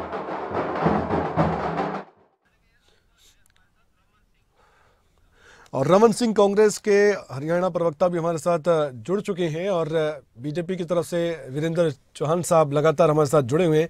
सुमित जी आम आदमी पार्टी की तरफ से जुड़े हुए हैं। इसके अलावा हमारे साथ विजेंद्र जी भी जुड़े हुए हैं इनेलो की तरफ से। आप सभी का एक बार फिर से बहुत बहुत स्वागत है इस चर्चा में। और सवाल मैं आपसे लेना चाहूँगा रमन जी, कांग्रेस की बात करें तो अभी 2 स्टेट में आपके लिए अच्छी तस्वीर नजर आ रही है, 2 स्टेट में थोड़ी निराशा आपको हाथ लग रही होगी। रुझानों की मैं बात कर रहा हूँ, नतीजे अभी नहीं सामने आए हैं, जल्दबाजी मैं भी नहीं करना चाहता किसी भी बात को लेकर, लेकिन सवाल तो बनता है। सवाल यह है कि एक तरफ 2 बड़े स्टेट हैं, राजस्थान मध्य प्रदेश और छत्तीसगढ़ से एक बड़ी खबर सामने आ रही है। अब आपसे बात ही कर रहा था, बड़ा उलटफेर क्या नजर आ रहा है एक बार दिखा देते हैं। और ये बड़ा उलटफेर छत्तीसगढ़ से एक अच्छी खबर नहीं है कांग्रेस पार्टी के लिए। रुझानों में बड़ा उलटफेर यही छत्तीसगढ़ में बीजेपी ने कांग्रेस को पछाड़ दिया रुझानों में। ये तो कांग्रेस के लिए अभी रुझानों में बड़ा झटका है। बीजेपी ने बहुमत का आंकड़ा पार कर लिया रुझानों में छत्तीसगढ़ में। अभी आगे कांग्रेस पार्टी चल रही थी, लेकिन ये क्या हुआ ये पूछ रहे होंगे कांग्रेस के नेता। रमन सिंह से मेरा सवाल भी होगा, लेकिन फिलहाल आपको जानकारी लगातार हम दे रहे हैं। जहां आंकड़ा उलट था, पहले क्या था, 48 के आसपास कांग्रेस पार्टी रुझानों में आगे थी, बहुमत का आंकड़ा पार था रुझानों में। लेकिन अब बीजेपी आगे हो गई है और बहुमत का आंकड़ा 45 से पार, यानी कि हरियाणा जैसी स्थिति, छत्तीसगढ़ में 90 सीट है, हरियाणा में भी 90 सीट है। ये समझ जाएंगे हरियाणा के लोग। वहां पर भी कितना आंकड़ा चाहिए, 46, और यहाँ पर देखिए 48 बीजेपी रुझानों में। और इससे आप समझ पा रहे होंगे, अब एक एक चीज, एक एक तस्वीर आपके सामने आ रही है। रुझान है रमन जी, मैं ये तो नहीं कहूंगा कि आप बहुत पिछड़ गए, बहुत पीछे चले गए छत्तीसगढ़ में, लेकिन बहुत आगे होना चाहिए था आपको छत्तीसगढ़ में अगर काम किए और बढ़िया काम किए। रुझानों में तो 70 पार या 75 पार जैसे हरियाणा में बीजेपी कभी कहा करती थी चुनाव जब प्रचार हुआ करता था 2019 में। यहाँ तो ऐसे नारे आपको देकर आगे बढ़ना चाहिए था। छत्तीसगढ़ में, तेलंगाना में उम्मीद की किरण, लेकिन यहाँ पर अभी भी कांटे की टक्कर है छत्तीसगढ़ में। क्या कहेंगे फिलहाल के रुझानों को लेकर चारों स्टेट के? देखिए, रुझानों के आधार पर एक बात कही जा सकती है कि ये सिर्फ एक अभी आकलन है। जहां तक आपने छत्तीसगढ़ की बात की है, छत्तीसगढ़ में हम पिछड़ तो नहीं रहे हैं। अभी हम, आप लोग जैसे आपके चैनल से भी अभी आपने बताया कि रुझानों में हम बराबर में हैं, तो आप थोड़ा समय बराबर तो 48 होता है, थोड़ा सा पीछे हो गया, ये कह रहा हूँ। देखिए, मैंने कहा ना अभी रुझान ही है ना, मैं भी रुझान ही आखिरी फैसला जब तक तय नहीं हो जाता, जब तक सभी वोटों की गिनती पूरी नहीं हो जाती, बिल्कुल इन आंकड़ों के साथ तो ठीक है, हम लोग डिस्कस में तो अभी बात कर सकते हैं। लेकिन आपको मैं बड़ी जिम्मेदारी से एक बात कहना चाह रहा हूं कि छत्तीसगढ़ में बघेल जी की सरकार दोबारा से कांग्रेस पार्टी की सरकार बनने जा रही है। ये मैं आपको बड़ी जिम्मेदारी से कह रहा हूं। हाँ ठीक है, रुझानों में कभी ऊपर नीचे ये सब चलता रहेगा। और जहां तक आपने बात की मध्य प्रदेश की, वो ठीक है, वहाँ पे जनता जनार्दन ने उनको थोड़ा सा अच्छी तरह से समर्थन दिया है, वो ठीक है। जनता जो फैसला करती है वही सर्वोपरि है, और जनता के फैसले के साथ ही हर राजनीतिक दल को चलना होता है, ये भी सत्य है और स्वीकार्य भी है। दूसरी बात, तेलंगाना में आप देखिए हमारे फेवर में है, लेकिन अभी रुझान है थोड़ा और समय लगेगा, आपको सारी चीज़ें क्लियर हो जाएंगी। उस आधार पे मैं आपको कहना चाहता हूँ, आपने कहा कि बीजेपी का हरियाणा में पिछली बार इन्होंने 70 पार का नारा दे के 75 पार का नारा दे के लोग सत्ता में आए थे, तो आप ये भी जानते हैं कि रिजल्ट क्या थे। तो दूसरी बात ये सोचना होगा, तय करना होगा। यहाँ बुराई करने से अच्छा है कि हम आज के जो मुद्दे हैं उन पे चर्चा करें जी। और आने वाले समय में मैं आपको बड़ी जिम्मेदारी से कह रहा हूँ, रिजल्ट जो भी रहे, जनता के फैसले सबको स्वीकार करने होंगे जी। लेकिन इसके बाद फिर से लोकसभा के इलेक्शन भी हैं, उस पर भी चर्चा होगी। जहां पार्टी जीती है वहां पे भी नए फैसले होंगे, जनता को जो वादे किए हैं वो पूरे करने होंगे। और जहां पे पार्टी, जो भी पार्टी हारती है वो अपना संज्ञान लेती है, उसमें तो कोई दो मत बात नहीं, एक ही मत बात है। आने वाले समय में इन चीज़ों पे जरूर ध्यान दिया जाएगा कि पीछे रहने के कारण क्या हैं, और अगर सत्ता में आए तो जो जनता से वादे किए हैं वो हम पूरे करें समय में। रमन जी, आप मानते हैं 24 का सेमीफाइनल है, जो नतीजे आएंगे? देखिए, आपने बड़ा अच्छा सवाल किया है। 24 का चुनाव सर पे है, वो कोई ज़्यादा दूर की बात नहीं, 2-3 महीनों की बात है। हम सब, आप सब जानते हैं आने वाले समय में ये तो, अगर इस इलेक्शन से आप सेमीफाइनल कहें तो मैं तो नहीं मानता ये सेमीफाइनल है। ठीक है, क्योंकि समय ठीक है, इलेक्शन में हर रोज परिस्थितियां बदलती है। इससे पहले हम कर्नाटका भी जीते हैं। वो देखो, हार और जीत राजनीति के दो अहम पहलू है। कभी आप सत्ता में होंगे तो कभी सत्ता से बाहर होंगे, लेकिन जो जनता का फैसला है वो सबको सर माथे पे है, उसमें तो मुझे नहीं लगता। ये तो करना ही पड़ेगा, ये तो जो हारेगा उसको भी करना पड़ेगा, जो जीतेगा तो खुशी में झूमी उठेगा। फिलहाल केंद्रीय मंत्री अश्विनी वैष्णव क्या कह रहे हैं, एक बार सुनते हैं। इसकी हमें पूरी उम्मीद थी, पूरा विश्वास था कि मध्य प्रदेश के जन जन के मन में भारतीय जनता पार्टी के प्रति जो विश्वास है वो विश्वास आज के चुनावों में परिलक्षित होता है। आप सब जानते हैं, एमपी के मन में मोदी है, मोदी के मन में एमपी है। जिस तरह से प्रदेश में सरकार चली, 18 वर्षों में अच्छा काम हुआ, जितना अच्छा काम माननीय शिवराज जी ने किया, जितना अच्छा काम डबल इंजन की सरकार ने किया, जितना अच्छा काम संगठन ने किया, उसका आशीर्वाद आज। सुमित जी, आपके पास मैं आना चाहूंगा एक सवाल के साथ। अब किसी ने कुछ खोया, किसी ने कुछ पाया। मैं अगर कांग्रेस बीजेपी की बात करूं तो उनसे 4 स्टेट को लेकर यह सवाल होगा, लेकिन आम आदमी पार्टी ने क्या पाया इस पूरे इलेक्शन से, इस प्रचार से, और जो रुझान आ रहे हैं उसके बाद से और नतीजे के बाद आत्ममंथन से, कैसे क्या कर पाएंगे आने वाले वक्त के लिए आप?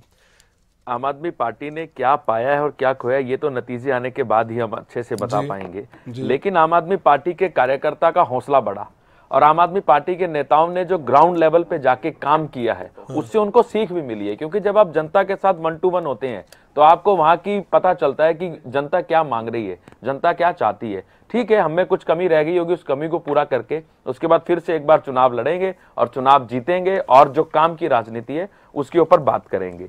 दूसरी बात ये, मैं अभी हमारे भारतीय जनता पार्टी के प्रवक्ता जी बात कर रहे थे मध्य प्रदेश को लेकर, वहां पे महिलाओं के लिए बहुत सारी चीजें यूज की जा रही हैं, लक्ष्मी की बात करी जा रही है, सारी चीजों की बात की जा रही है। लेकिन एक सरकार इनकी हरियाणा में भी है, वहां पे नारी का मतलब क्या है? आपके नेताओं के ऊपर एक महिला सरेआम आरोप लगाती है और उसके नाम पे चार्जशीट दाखिल हो जाती है, आप उसके ऊपर कोई संज्ञान नहीं लेते। आपके सरकार का एक मंत्री एक महिला के ऊपर अभद्र भाषा यूज करता है, आप उसके ऊपर कोई चीज नहीं लेते। ये दोहरा चरित्र क्यों अपनाते हैं? मतलब एक जगह आपको जीतना है तो आप नारी सम्मान में इतने बड़े बड़े कसीदे पढ़ देंगे कि आप इतने सारे अलंकार लगा देंगे, और जहां पर आपकी पहले से सरकार है वहां पे आप नारी सम्मान की बात ही नहीं करते हो। आप सदन पटल के अंदर बोलते हैं कि अगर चार्जशीट ही तो दाखिल हुई है, अभी आरोप तो नहीं हो गया है, मैं अब इस्तीफा नहीं लूंगा। तो ये दोहरा चरित्र हरियाणा की जनता देख रही है। जब आप हरियाणा में चुनाव लड़ेंगे तो हरियाणा की जनता आपसे नारी सम्मान का भी पूछेगी कि आपका हरियाणा के अंदर अब नारी सम्मान का मतलब क्या है। अगर मध्य प्रदेश के अंदर आप नारी को लक्ष्मी के रूप में पूछते हैं, बहन के रूप में पूछते हैं, तो हरियाणा के अंदर जिन बेटियों के साथ दुष्प्रचार हुआ, जिन बेटियों के साथ इनके तो क्या बीजेपी नारी का सम्मान नहीं करती? वो सारी चीजें जो केंद्र स्तर पर सम्मान दिया उसको भी तो वो लगातार प्रचार में रखते हैं। उनको हक दिया, महिला वर्ग को जो हक दिया गया है संसद में दिया गया, पूरे देश के सामने दिया गया। मैं उत्तर देना चाहता हूँ जी। देखिए, हरियाणा में एक घटना 2 घटना कोई हुई, उसके बारे में चैनल पर बैठकर, आपके पैनल पर बैठकर ये कह देना कि संज्ञान नहीं लिया, इसको मैं क्या कहूंगा। संज्ञान शब्द का जिस तरह इन्होंने इस्तेमाल कर लिया उससे अज्ञानता झलकती है। संज्ञान लेने का अर्थ होता है कार्रवाई करना।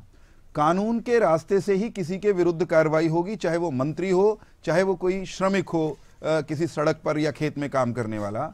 कानून के रास्ते से हर उस व्यक्ति के खिलाफ हरियाणा में हम कार्रवाई सुनिश्चित करते हैं, करते रहे हैं, करते रहेंगे जो किसी भी दूसरे हरियाणवी के खिलाफ और विशेषकर महिलाओं अथवा कमजोर तबके के लोगों के खिलाफ कोई अपराध करता है। अब आम आदमी पार्टी या दूसरे प्रतिपक्षी दल केवल किसी एक घटना को पकड़कर खुद ही जज हो जाना चाहते हैं, खुद ही जांच कमेटी हो जाना चाहते हैं और फिर आई बाई बोलते हैं, अनाप शनाप बयान देते हैं। मैं इनको बताना चाहता हूं, भारतीय जनता पार्टी जिस तरह मध्य प्रदेश में नारी का सम्मान करती है, उसी तरह केरल में भी करती है, उसी तरह जम्मू कश्मीर में भी करती है, उसी तरह उत्तर प्रदेश और हरियाणा में भी करती है। देश भर में महिलाओं को लोकसभा में आरक्षण मिले, उनका देय स्थान जो पूर्व की अनेक सरकारें कई दशकों से जो लगी हुई थी कि हम देंगे, हम दे रहे हैं, मिल जाना चाहिए, जो केवल नारे लगा रही थी, जो केवल बातें बना रही थी, जो असंभव दिखता था वो करके दिखाया। तो भारतीय जनता पार्टी ने करके दिखाया। माफ कीजिएगा, बीच में हमारे साथ हरियाणा के कैबिनेट मंत्री कौरपाल गुर्जर जी जुड़ चुके हैं और उनसे हम बातचीत कर लेते हैं। कौरपाल गुर्जर जी, बहुत बहुत स्वागत है आपका खबरें अभी तक पर। एक सवाल, रुझान जो आ रहे हैं अभी तक के, उस पर आपकी प्रतिक्रिया जानना चाहता हूं। आप देख पा रहे होंगे टीवी पर।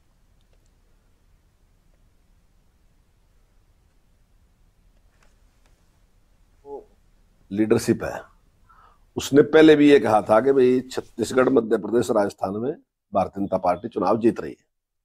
और मैं समझता हूं जिस प्रकार के नतीजे रहे वो भी यही दर्शा रहे कि इन तीनों स्टेट में भारतीय जनता पार्टी की सरकार बनने जा रही है। और तेलंगाना में जहां हमारी पहले जिस प्रकार की पोजीशन जैसी हमारी थी, तो निश्चित तौर से उसमें बहुत बड़ा सुधार होने जाएगा। ठीक है, हम सरकार की बनाने की स्थिति में तो नहीं वहां है, लेकिन हमारी स्थिति में सुधार होगा और हमें वोट भी ज्यादा मिलेंगे और सीटें भी ज्यादा मिलेंगी। सवाल मेरा यह है, क्या आज के जो नतीजे होंगे उसका असर लोकसभा चुनाव पर, विधानसभा चुनाव पर पड़ेगा, हरियाणा पर भी?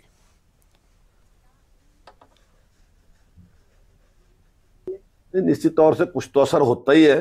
चुनाव का जो नतीजे आते हैं उनका कुछ तो असर मतलब हर उसमें पड़ता ही है।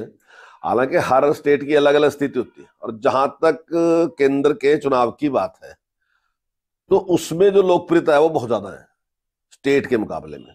स्टेट में अलग अलग लीडरशिप होती है और जो केंद्र में जो लीडरशिप है नरेंद्र मोदी, उनके मुकाबले में कोई लीडरशिप किसी के पास है नहीं आज के तारीख में।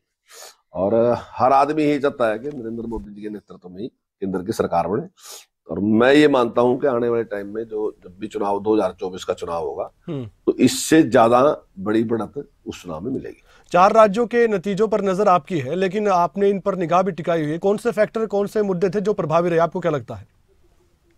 देखिए, जहां तक मध्य प्रदेश की बात है जी, वहां पे हम लंबे टाइम से जी भारतीय जनता पार्टी का शासन है। ठीक है। और भारतीय जनता पार्टी ने जो आम आदमी के लिए, गरीब आदमी के लिए, किसान के लिए अगर सिंचाई का क्षेत्र देखे और परसेंटेज वाइज देखे, तो मेरा ख्याल है पूरे देश का प्रतिशत कहीं आसपास बैठता ही नहीं है जी। अगर किसी की प्रगति देखे तो वो जहां देश की 202% है, तो वहां 18 से भी ज्यादा है।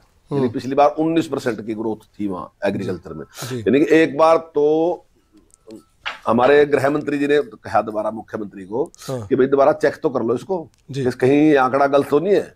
तो दोबारा चेक करके कहा नहीं इतना ही है जी। तो यानी कि किसी को भी डाउट होता था कि खेती में कितना बड़ा मतलब सुधार वहां पे हुआ है। तो ये जो सुधार किए हैं वहां भारतीय जनता पार्टी सरकार ने, तो उसी का परिणाम है कि इतने लंबे टाइम से सरकार थी, दोबारा फिर आज सरकार आने वाली है। और राजस्थान में जो हमारी सरकार ने पहले काम किया, वर्तमान सरकार ने जिस प्रकार से प्रशासन व्यवस्था दी, यानी कि राजस्थान जैसा स्टेट जहां पे कभी सांप्रदायिक दंगे हुए नहीं, लेकिन इस शासन में वो भी पूरा कर दिया इन्होंने काम। और जिस प्रकार के दंगे वहां, जिस प्रकार के हालात वहां रहे, तो निश्चित तौर से जनता को उसका बड़ा भारी दुख है।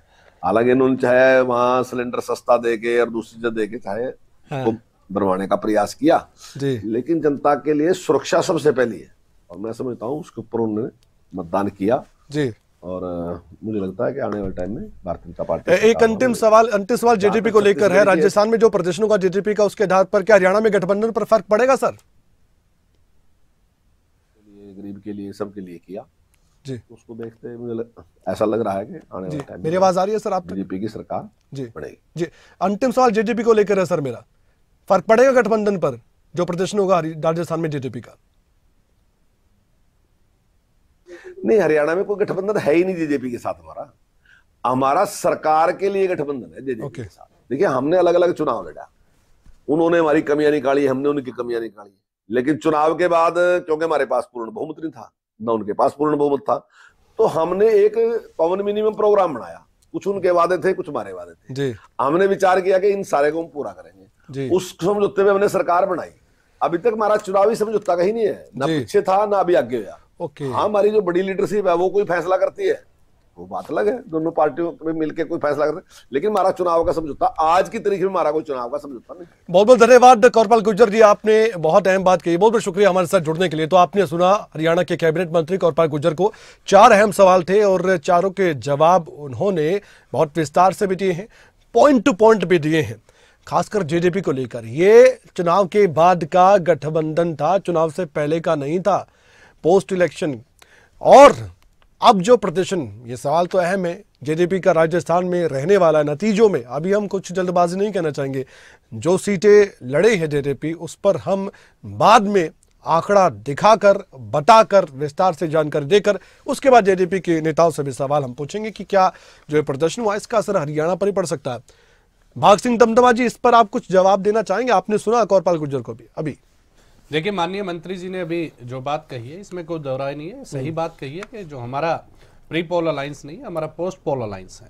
और जब रिजल्ट आए थे विधानसभा 2019 के चुनाव के, तो उस समय मैंडेट किसी भी दल को पूर्णतः नहीं मिला। पूर्ण मैंडेट नहीं मिलने के कारण समान विचारधारा और हरियाणा प्रदेश की उन्नति के लिए, क्योंकि भारतीय जनता पार्टी चाहे पूर्ववर्ती में देखें, चाहे तो देवीलाल जी के टाइम से रहा हो या पुराने समय से रहा हो, कि विचारधारा भारतीय जनता पार्टी से मिलती रही है। ठीक है। तो जननायक जनता पार्टी का ये फैसला था कि प्रदेश के हित में, प्रदेश के अंदर जो कार्य है उनको गति देने के लिए और प्रदेश की डेवलपमेंट के लिए भारतीय जनता पार्टी के साथ जाया जाए। तो दोनों ने अपने अपने जो हमारे मैनिफेस्टो था उसके ऊपर एक कॉमन मिनिमम प्रोग्राम बनाएगा, जिसके अंदर दोनों दलों के नेता उसके अंदर शामिल हुए और उनको पूरा करने की कवायद में वो पूरी तरह से 2019 से हम लगातार चल रहे हैं।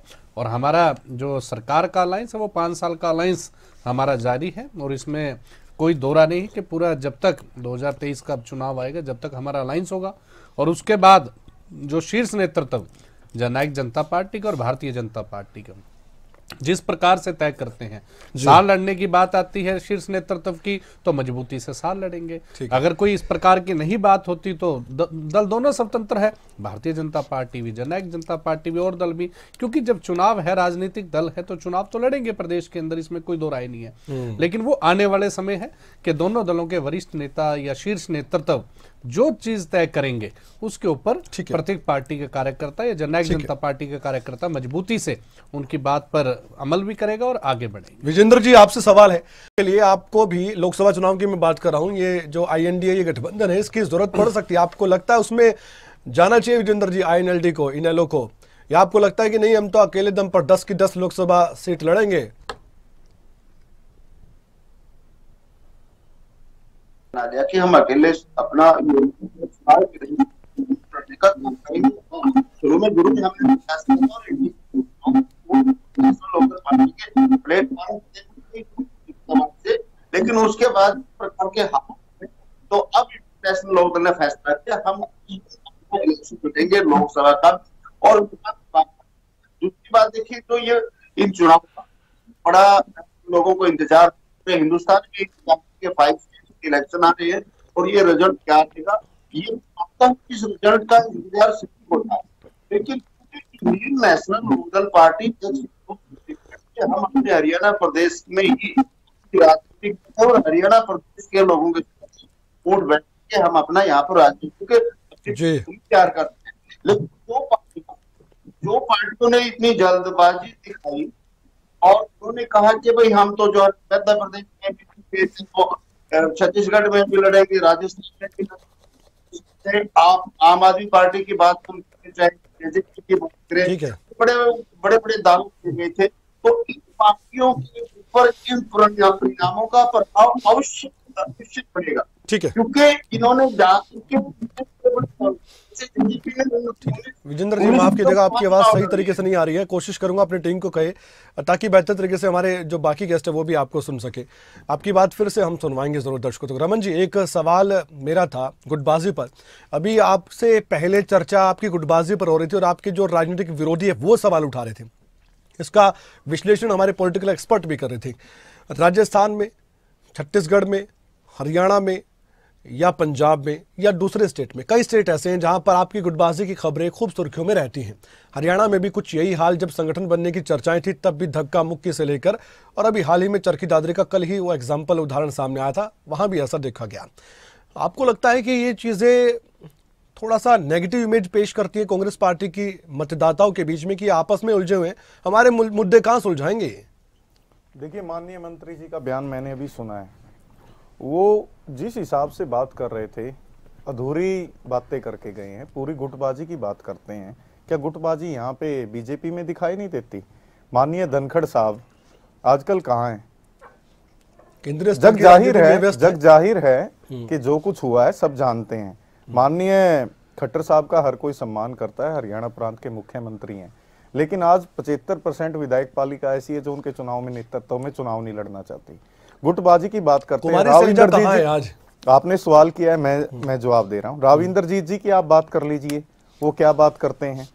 मैं इस मुद्दे पे आना चाहता हूँ। बताइए ना, समझ ही नहीं आ रहा, दर्शकों को समझ नहीं आ रहा। राविंदरजीत सिंह तो केंद्रीय राज्य मंत्री है, तो राविंदर साहब केंद्रीय स्तर की राजनीति में उनको बड़ी जिम्मेदारी सौंपी गई, क्या हो गया उनको? मतलब कैसे गुटबाजी हो गई? देखिए, राविंदरजीत जी ने क्या कहा है माननीय खट्टर जी को लेके कि मुख्यमंत्री पर, वो अभी उन्होंने एक इंटरव्यू भी दिया था, आपने शायद देखा नहीं है तो आप देख लेना। दूसरी बात ये है कि आज आप देखिए अनिल विज जी हमेशा कोट कीजिए ना, बयान तो कोट कीजिए, मैं सुन रहा हूँ, आपकी जुबानी सुन लूंगा मैं। क्या कहा उन्होंने राविंदरजीत सिंह? राविंदरजीत जी ने खट्टर साहब की कार्यप्रणाली पे सवाल उठाए थे। अच्छा, मैं जवाब दे रहा हूँ ना। अनिल विज जी हर रोज मुख्यमंत्री बन के सोते हैं। अच्छा। क्या ये गुटबाजी का हिस्सा नहीं है कि उनकी वो खुद कभी हेल्थ में मीटिंग लेनी, काम करना बंद कर देते हैं कि मेरे से बाहर जाके किसी अफसर ने मीटिंग ले ली। बहुत सारी बातें हैं। आप हरियाणा प्रांत की बात करते हैं। हाँ। अभी वीरेंद्र भाई ने एक बात कही, जी उंगली उठा रहे हैं सर, हम आपसे जवाब लूंगा सर, बोलिए। हाँ, वीरेंद्र भाई चौहान साहब ने भी एक बात कही संदीप सिंह को लेके।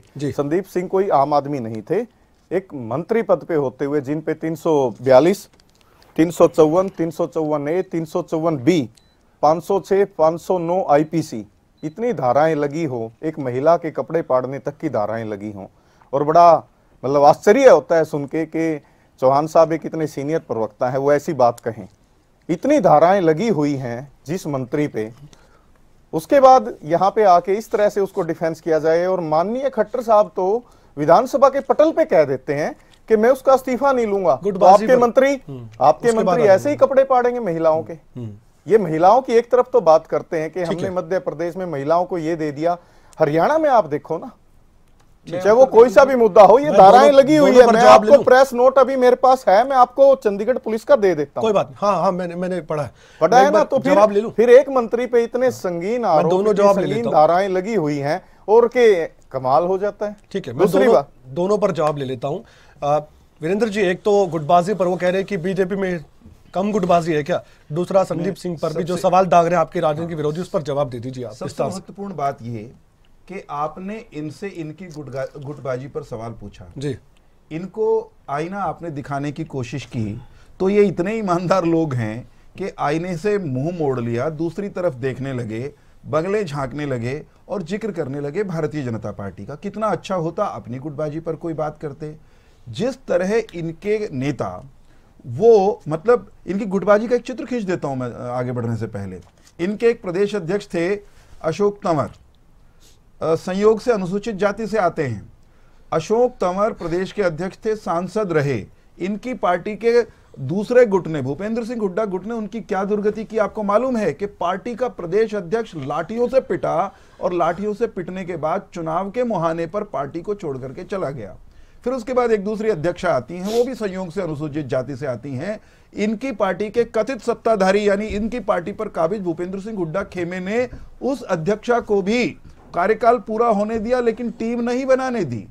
और वही कुमारी शैलजा जिनके बारे में अब आप पूछ रहे थे कि कुमारी शैलजा कहाँ हैं, कुमारी शैलजा कहाँ, मैं बताता हूं, ये नहीं बताएंगे ना मानेंगे।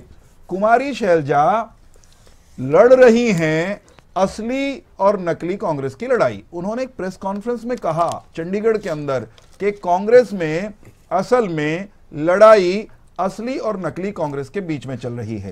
कांग्रेस में कांग्रेस के नेता ये कहते हैं। आप क्या कहना चाहते हैं चौहान साहब की रमन जी भी किसी गुट से?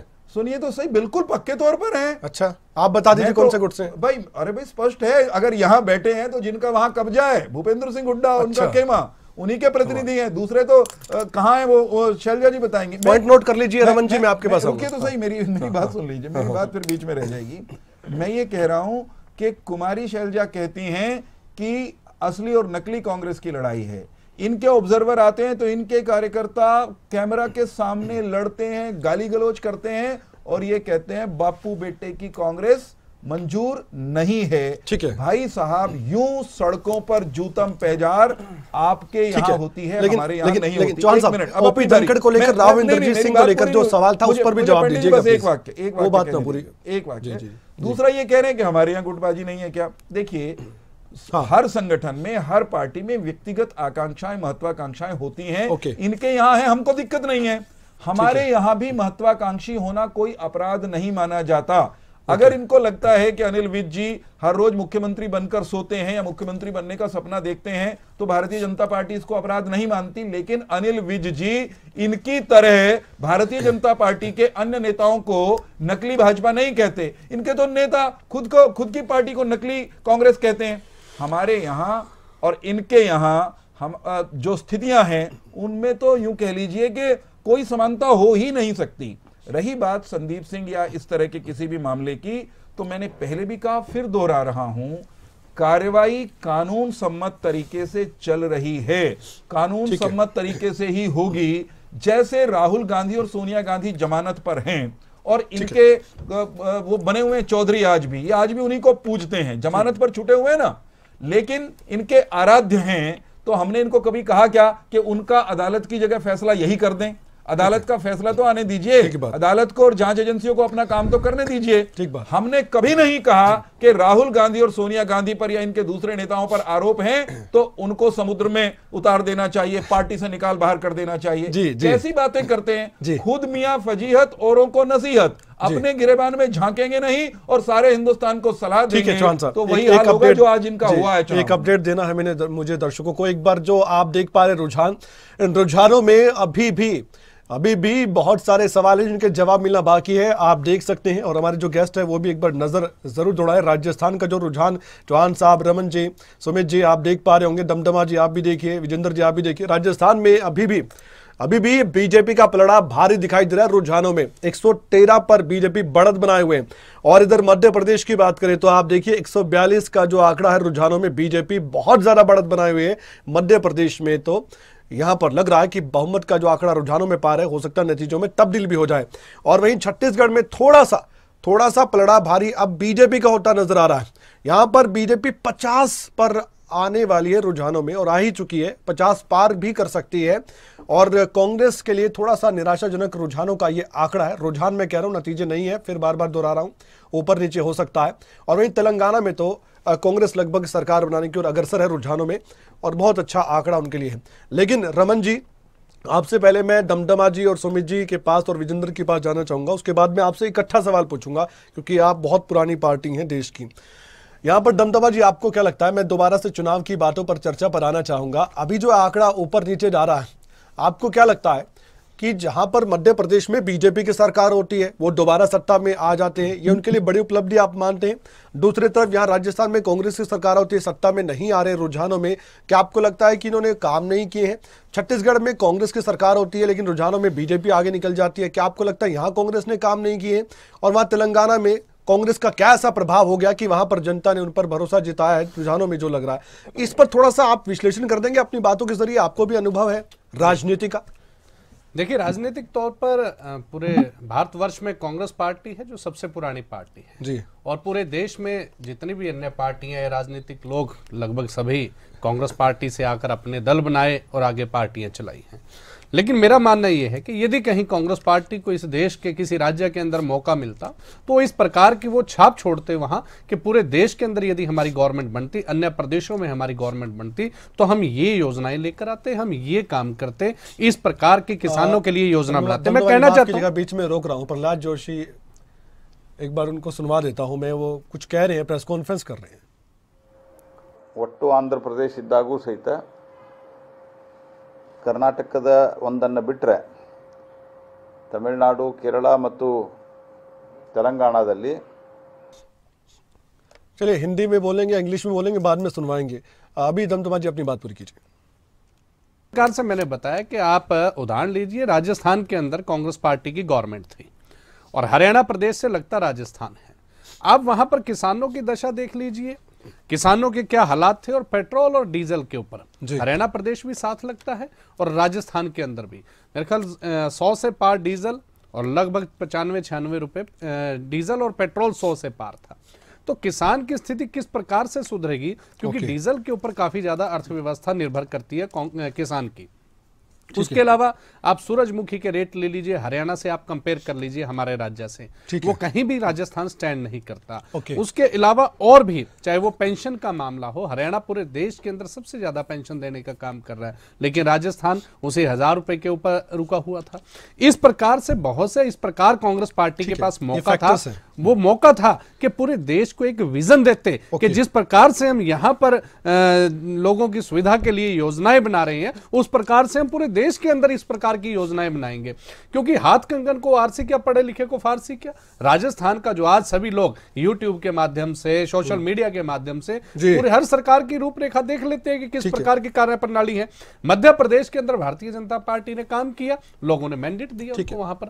राजस्थान के अंदर भारतीय जनता पार्टी उभर कर आती है। छत्तीसगढ़, जिसको गढ़ समझा जाता था पूरी तरह से कि कांग्रेस पार्टी, बड़े बड़े दावे थे, छत्तीसगढ़ तो कहीं हिल नहीं सकता, आज वहां पर भी भारतीय जनता पार्टी ने छत्तीसगढ़ के अंदर भी कांग्रेस की जड़ें हिलाने का काम किया।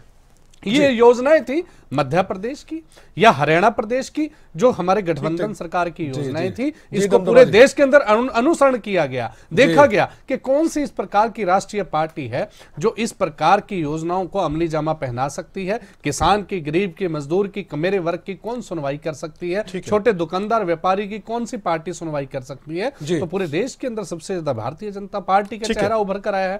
तो इस प्रकार से जब कांग्रेस को मौका मिला, कांग्रेस उस मौके वो पूरी तरह से देश के अंदर बताने में विफल रही और ना ही कोई बढ़िया योजना लेकर आप। मैं आपके पास आऊंगा एक एक करके, बाकी जो आपके राजनीतिक विरोधी हैं उनसे भी मैं जवाब ले लेता हूं। सुमित जी, आप ये मानेंगे कि बीजेपी ने काम किया मध्य प्रदेश में, उसके बाद वो वहां पर सरकार बना रहे हैं और केंद्र में काम किया गया, उसके आधार पर अब छत्तीसगढ़ में अगर मौका मिलता है, रुझानों के मुताबिक तो मिल रहा है, या राजस्थान में मिल भी रहा है, आपको लगता है कि केंद्र में और मध्य प्रदेश में काम करने के बाद एक छवि बनी जो इन 3 स्टेट में बीजेपी आगे चल रही है? देखिए, जाहिर सी बात है, जो काम करेगा वो जनता के दिलों पे राज करेगा।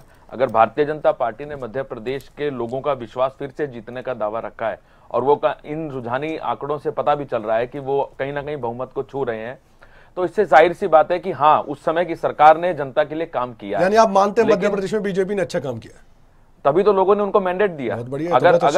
अगर लोग उनको मैंडेट ही नहीं देते तो वो पता चल जाता कि कहाँ क्या है। और रही बात कांग्रेस पार्टी की, गुटबाजी को लेकर बात शुरू होती है। देखिए, अगर कोई कहीं भी गुटबाजी होगी, अगर एक परिवार में भी गुटबाजी होगी तो वो परिवार भी छिन भिन्न हो जाएगा। और ये तो एक राजनीतिक दल है और देश का सबसे बड़ा राजनीतिक दल था, आज किस आश्रय पे आ गया है वो इनको खुद सोचना पड़ेगा। आपसी भाईचारा बढ़ाना पड़ेगा अगर कहीं ना कहीं देखना है। देखिए, आज के समय में जनता बहुत हाईटेक हो चुकी है, वो देख रहे हैं लोगों को सोशल मीडिया के माध्यम से भी, न्यूज़पेपर के माध्यम से भी, आप चैनल के माध्यम से भी। ये जो छीना झपटी है सीटों को लेकर, पदों को लेकर, अपनी अपनी राजनीतिक महत्वाकांक्षा को लेकर जो छीना झपटी है, ये जग जाहिर हो चुकी है और इसका फलस्वरूप कांग्रेस पार्टी को देखने को मिल रहा है, चाहे पंजाब हो चाहे वो दिल्ली हो। लेकिन अगर कांग्रेस पार्टी सोच रही है कि वो सत्ता में आएगी तो उनको सबसे पहले जातिवाद की राजनीति को छोड़कर एक ईमानदार राजनीति को लाना पड़ेगा, अपना एक संगठन बनाना पड़ेगा, अपनों को अपना मानना पड़ेगा, अपनों के अंदर से जो उनको स्मेल आती है उससे उनको दूर हटना पड़ेगा। अच्छा। एक बड़ी खबर आ रही है सुमित जी, मैं आपको रोकना चाहूंगा। इस वक्त की बड़ी खबर, राजस्थान में बीजेपी को रुझानों में 113 सीटों पर बढ़त है। राजस्थान में कांग्रेस को अभी 70 सीटों पर बढ़त है। आंकड़ा थोड़ा सा और अंतर वाला होता हुआ छत्तीसगढ़ में बीजेपी को बढ़त मिल रही है, आगे कांग्रेस से बीजेपी। छत्तीसगढ़ में बीजेपी को आप देखिए बढ़त मिलती हुई ज़्यादा नजर आ रही है और ये आंकड़ा बढ़ता हुआ हमने देखा। पहले कांग्रेस आगे थे लेकिन अब पीछे। तेलंगाना में कांग्रेस के लिए अच्छी खबर है, तेलंगाना में कांग्रेस बहुत आगे है और ये आंकड़ा हिल नहीं रहा है रुझानों में। कांग्रेस के लिए अच्छी खबर तेलंगाना से, लेकिन छत्तीसगढ़ से नहीं है, राजस्थान से नहीं है, मध्य प्रदेश से नहीं है। ये आज 4 राज्यों के चुनाव का नतीजा है। एक राज्य मिजोरम अभी बाकी है, लेकिन आज का जो 4 और 0 का मैच है, ये कौन जीतेगा? 4-0 होगा या 4-1 होगा, 2-2 होगा, क्या होगा? जश्न का माहौल भी नजर आ रहा है। और आप देखिए इस समय बीजेपी के जो नेता है मन में लड्डू फूट रहे हैं। ये आज की बात नहीं है, ये कल की भी बात है, ये भविष्य की भी बात है। ये आम चुनाव का एक ट्रेलर भी माना जाएगा कुछ नेताओं के लिए, तो ये होगा ट्रेलर कि ये देखिए हमारा ट्रेलर है, पिक्चर अभी बाकी है। और आप देख सकते हैं ढोल नगाड़ों के बीच कैसे बीजेपी के नेता नाचते गाते नजर आ रहे हैं। सुनिए ढोल की थाप पर बीजेपी के नेताओं के कदम कैसे थे।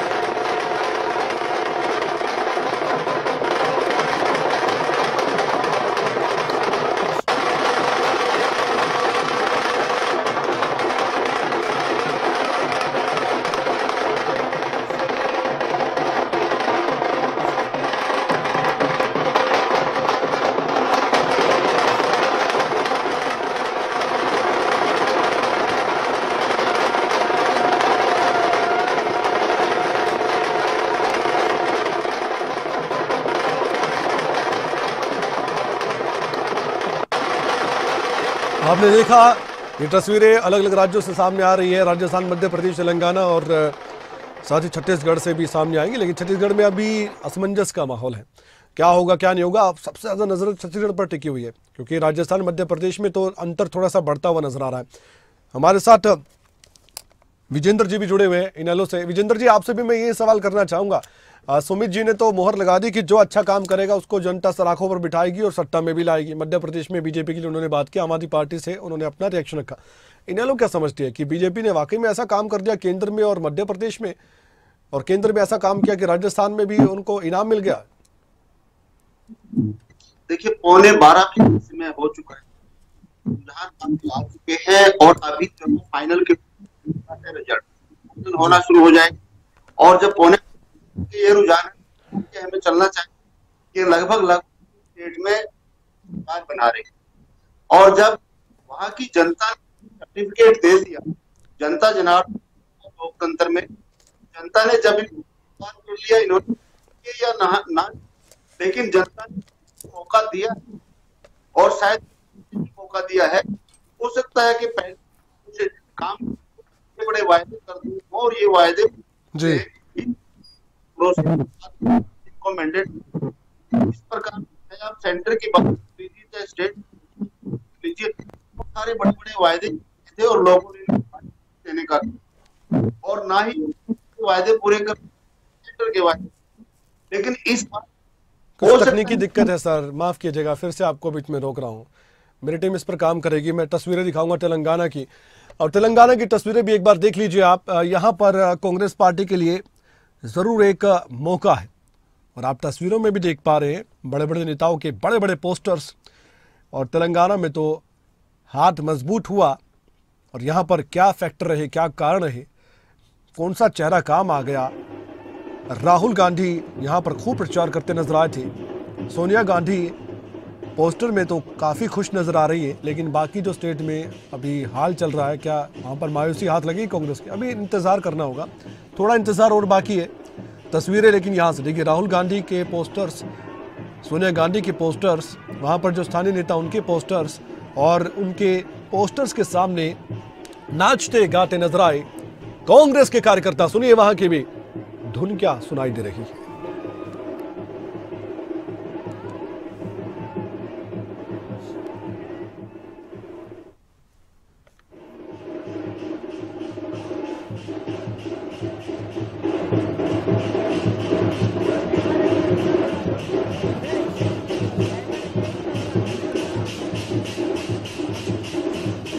रमन सिंह जी हमारे साथ जुड़े हुए हैं, कांग्रेस के प्रवक्ता हरियाणा से। रमन सिंह जी, आपने नोट कर लिया होगा आपके जो राजनीतिक विरोधी है वो आपको घेर रहे हैं। यहाँ पर जितने भी लोग बैठे हुए हैं आपके साथ में, उन्होंने भी कांग्रेस पर ही सवाल दागे हैं कि एक एग्जाम्पल सेट करने का मौका था, राजस्थान में आपके पास मौका था, आपके पास छत्तीसगढ़ में मौका था। रुझानों के मुताबिक मैं बात कर रहा हूँ, आप फिर कहेंगे थोड़ा इंतजार कीजिए, मैं भी कह रहा हूँ, लेकिन फिर भी जो रुझान है उसमें भी तो आगे आना चाहिए था। अभी तक के जो रुझान आ रहे हैं, क्योंकि 12 बजने को हैं, तो ऐसे में क्या जो मौका था उसको गवा दिया कांग्रेस पार्टी ने? एक एग्जाम्पल सेट करने की बात थी यहाँ पर। केंद्र में सत्ता में बीजेपी है, उसको हटाने का अगर आप काम करने की कोशिश कर रहे हैं, उसमें एक सफलता तब मिलती जब इन स्टेट में 4-0 से हरा देते आप। देखिए, आपके सवाल के साथ में प्रवक्ता साथियों को भी जवाब देना चाहूंगा। अभी चौहान साहब ने कहा कि रमन सिंह प्रवक्ता है, ये अधूरी जानकारी कह रहे हैं। रमन सिंह जब अशोक तंवर जी प्रदेश अध्यक्ष थे तब भी मैं कांग्रेस पार्टी का प्रवक्ता था, और एआईसीसी में मैं ओबीसी कोऑर्डिनेटर भी था, तब मैं राजस्थान का इंचार्ज था। आज भी मैं एआईसीसी में कोऑर्डिनेटर हूं और हरियाणा प्रदेश कांग्रेस कमेटी में प्रवक्ता भी हूं। यहाँ पे दमदमा भाई जी जब दूसरी पार्टी से मेरे साथ यहाँ डिबेट करते थे, अशोक जी के समय में भी मैं प्रवक्ता था। इनके पास अधूरी जानकारी है। दूसरी बात, इन्होंने सवाल किया बहन कुमारी शैलजा जी को लेके। बहन कुमारी शैलजा जी ने ना ही ऐसा कोई चंडीगढ़ में बयान दिया था। अगर इनके पास है तो ये इसको सार्वजनिक करे। दूसरी बात, बहन कुमारी शैलजा जी हमारी पार्टी की बड़ी सम्मानित नेत्री हैं और हम उनका सम्मान भी करते हैं, पहली बात। दूसरी बात ये है कि बीजेपी को और तो कुछ दिखाई देता नहीं इन बातों में। तीसरी बात, आम आदमी पार्टी के प्रवक्ता साथी ने कहा, मैं उम्मीद रखता था कि ये हमारे साथ इंडिया गठबंधन में सहयोगी दल है, एक गठबंधन की मर्यादा को समझें जी। लेकिन अगर ये ऐसा ही चाहते हैं तो हमें भी कोई परेशानी नहीं है। आज इंडिया गठबंधन के अंदर सबसे बड़ी पार्टी कांग्रेस है। अगर इनको कांग्रेस से आपत्ति है तो बाहर चले जाएं जी। हमने तो इनको चिट्ठी डाल के नहीं बुलाया ना। सबसे बड़ा दल कांग्रेस है और ये नीतीश जी ने भी मानना है, अखिलेश जी ने भी मानना है और सभी जो स्टेटों की पार्टियां हैं सभी ने मानना है। अगर इनको कोई आपत्ति है, मैं इस तरह की बात नहीं करना चाहता था, अगर ये गठबंधन की गरिमा को नहीं समझते तो ठीक है। और दूसरी बात, आम आदमी पार्टी हरियाणा में 2014 से चुनाव लड़ रही है। ये चेतावनी है, धमकी है आम आदमी पार्टी? मैं आपको जवाब दे रहा हूं मैं सुझाव दे रहा हूं। अच्छा, मैंने सुझाव दिया आम आदमी पार्टी को, अच्छा लगे ठीक है, बुरा लगे तभी मुझे कोई दिक्कत नहीं है। जब इन्होंने शुरुआत की है तो आखिरी कहते हैं हम तो ईमानदार पार्टी से ईमानदारी से जवाब देते हैं। सुनिए, जो सच है वो बता रहे हैं। पंडित जी थोड़ा सुनिए। जी जी बोलिए। 2014 से आम आदमी पार्टी हरियाणा के अंदर चुनाव लड़ रही है, हर तरह के। आखिरी चुनाव इनका आदमपुर में था।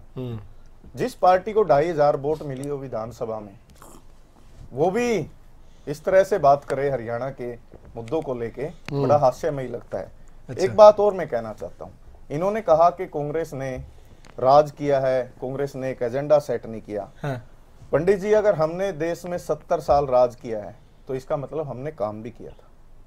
70 साल? इस 70 साल की राजनीति में हमने सबसे लंबा राज किया। हाँ, क्या आपको गणना ठीक कर लीजिए। गणना मेरी ठीक है, बड़ी दुरुस्त है।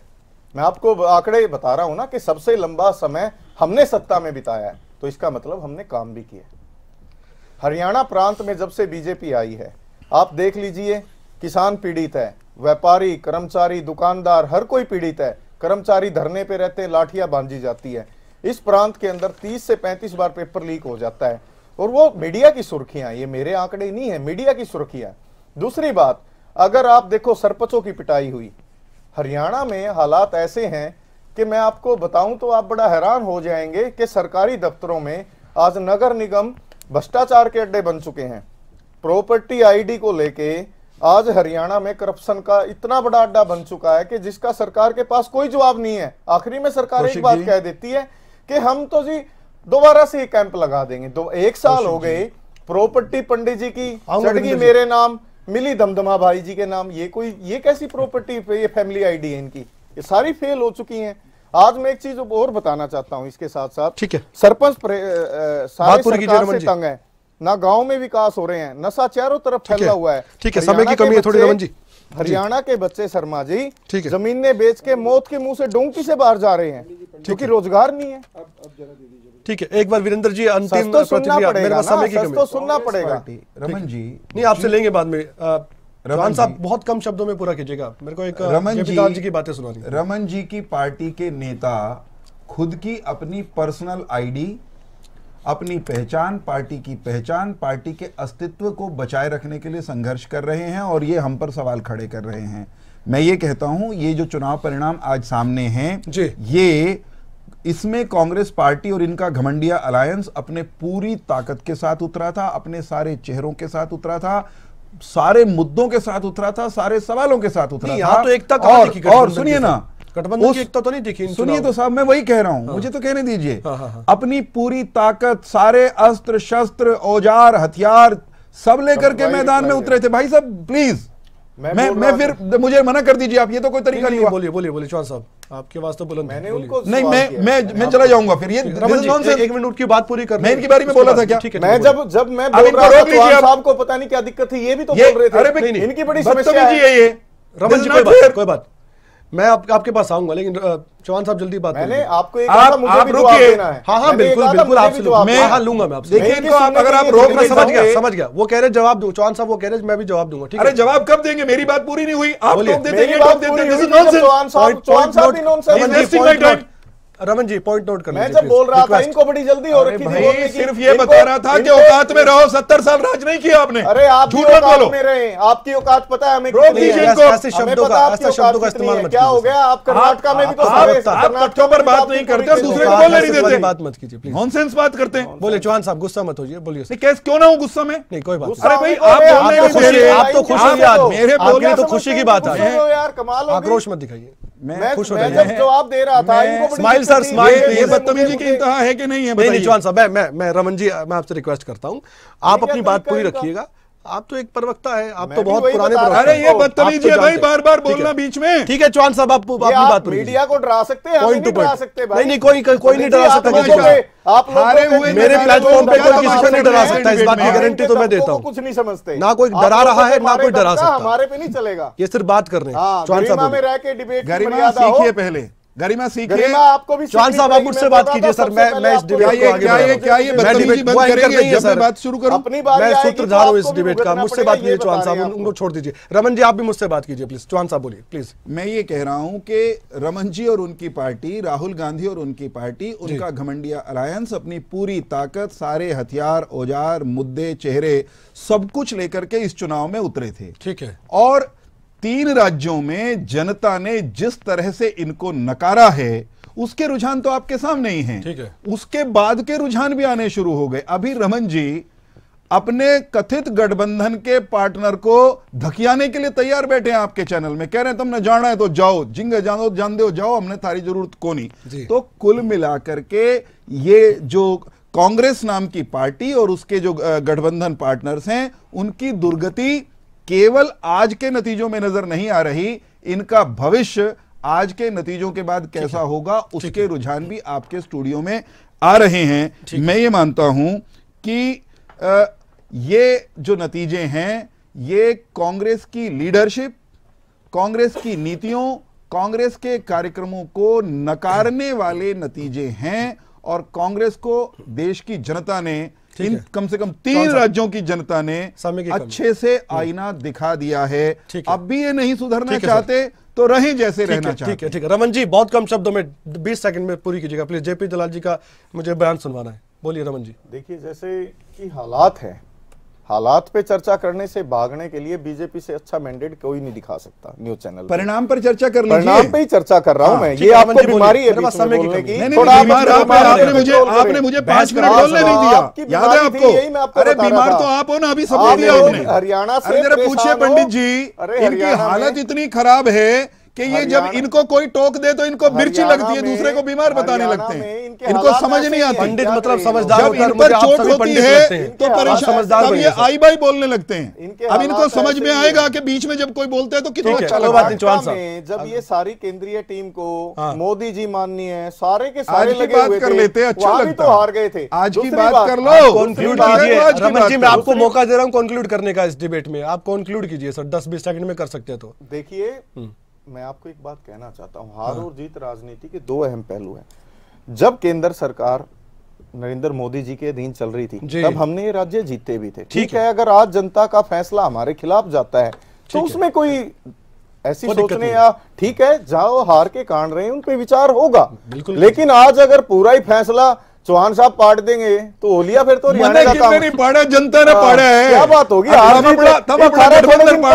हरियाणा में थोड़े दिन पहले थोड़ा सा जनता ने पाड़ दिया, बाकी तुम आपस में पाड़ दोगे। हरियाणा में पाटन हो रहे हो। ठीक है, चौहान साहब डिप्रेशन में ही रहते हैं। डिप्रेशन में कोई नहीं है, किसी के लिए खुशी किसी के लिए गम, लेकिन डिप्रेशन में कौन दिखाई दे रहा है is permanent in this world. दूसरे पर आप सुमित जी आप भी ये मेरी बात से इत्तेफाक रखते होंगे, विजेंद्र जी भी, चौहान साहब आप भी, और रमन जी आप भी। Nothing is permanent in this world. आज हार है कल जीत होगी, जीत है तो हार होगी।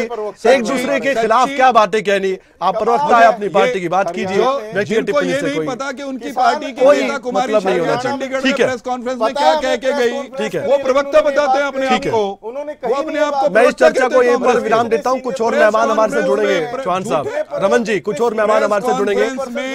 प्रेस कॉन्फ्रेंस में कही हुई बात को झुठला रहे, झूठों के सरताज। ये चर्चा तो बहुत आगे तक चलती रहेगी, आपसे तो और भी मुझे बातें करनी है जब हरियाणा का चुनाव चैनलों पर चला है, दर्जनों चैनलों पर। वीरेंद्र चौहान साहब, रमन जी, सुमित जी, दमदमा साहब, विजेंद्र जी, आप सभी का बहुत बहुत धन्यवाद। एक बार स्माइल कर दीजिए सभी, ताकि हम इस चर्चा के कंक्लूजन तक पहुंचे। बहुत बहुत शुक्रिया आप सभी मेहमानों का हमारे साथ इस चर्चा में जुड़ने के लिए।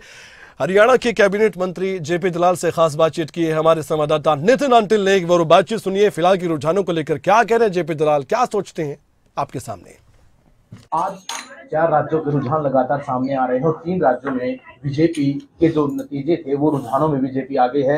किस तरह के रुझान है, उस तरह से क्या प्रतिक्रिया, हमारे साथ बीजेपी पार्टी के नेता मंत्री, कृषि मंत्री हरियाणा के हमारे साथ जान लेते हैं। सर, अभी तक के रुझानों के बारे में क्या कहेंगे आप? मैं जनता का, जो हमारे भारत की जनता, उसका धन्यवाद करता हूं। और जिस तरह से कोरोना के संकट में वैक्सीन लगा करके, गरीबों को भोजन दे करके, चंद्रयान पहुंचा करके, G20 करके, जिस तरह से मोदी जी ने देश का दुनिया के अंदर डंका बजाया है, उससे जनता बहुत खुश है। जनता उसको मैंडेट के द्वारा ये दिखाती रहती बार बार, और हम जनता के सामने सिर झुकाते हैं। और मुझे पूरा भरोसा है कि आने वाले चुनाव के अंदर भी, लोकसभा के चुनाव के अंदर भी प्रचंड बहुमत से नरेंद्र मोदी जी को जनता एक बार मौका फिर देगी। और ये विधानसभा के चुनाव इस चीज को साफ दर्शाते हैं। मंत्री जी, क्या माने हम, कौन से ऐसे फैक्टर रहे, कौन से ऐसे मुद्दे रहे जो छत्तीसगढ़, राजस्थान और मध्य प्रदेश में हैवी रहे, जो कांग्रेस कह रही थी कि हम सरकार बना रहे हैं, वो वहां पर दिखाई भी नहीं दे रही? कांग्रेस जनता से कट चुकी है। कांग्रेस बाहर की कंपनियां हायर करके टूल किट टाइप एक भ्रम फैलाने की कोशिश करती है, लेकिन कांग्रेस को ये समझना चाहिए कि आज का नौजवान, आज का शिक्षित है, दुनिया की सारी चीज़ों की उसको जानकारी है, उसको गुमराह नहीं किया जा सकता। और जिस तरह से भारतीय जनता पार्टी की नीतियां हैं गरीब कल्याण के लिए, कमजोर वर्ग के लिए, दूर सुदूर के लोगों के लिए, उनको लाभ मिल रहा है। और कांग्रेस को आत्मचिंतन करना चाहिए और अपनी नीतियों में बदलाव लाना चाहिए। जब तक कांग्रेस एक अभिजात वर्ग, जो संभ्रांत वर्ग है, उसके चंगुल से नहीं निकलेगी, कांग्रेस को भारत की जनता स्वीकार नहीं करेगी। छत्तीसगढ़, राजस्थान में कौन से ऐसे मुद्दे रहे जो हावी रहे? मुद्दे सारे देश में नरेंद्र मोदी जी का नेतृत्व है, कोरोना के संकट में प्रबंधन है, देश की बढ़ती हुई अर्थव्यवस्था है, देश का मान सम्मान है, G20 है, धारा 370 है, राम मंदिर का निर्माण है। और प्रदेश सरकार में जो खासकर मध्य प्रदेश की सरकार ने महिलाओं के लिए, गरीबों के लिए जो योजनाएं लेके आए हैं, किसानों के लिए जो योजनाएं लेके आए हैं, उसका साफ दिखता है कि भारतीय जनता पार्टी का जहां भी शासन है उससे जनता खुश है। 2024 में लोकसभा चुनाव और फिर हरियाणा में विधानसभा चुनाव, कितना असर है? जनता अपना रुझान दिखा देती है और मैं समझता हूं कि आने वाले वक्त में चाहे लोकसभा हो, चाहे हरियाणा विधानसभा हो, भारतीय जनता पार्टी की सरकार फिर से आएगी। तो कृषि मंत्री का साफ कहना है कि भूपेंद्र सिंह हुड्डा अपनी पार्टी का पहले संगठन तैयार करें, उसी के बाद दावा करें 2024 में हरियाणा और लोकसभा में बीजेपी सरकार बनाएगी। सोनीपत से खबरें अभी तक।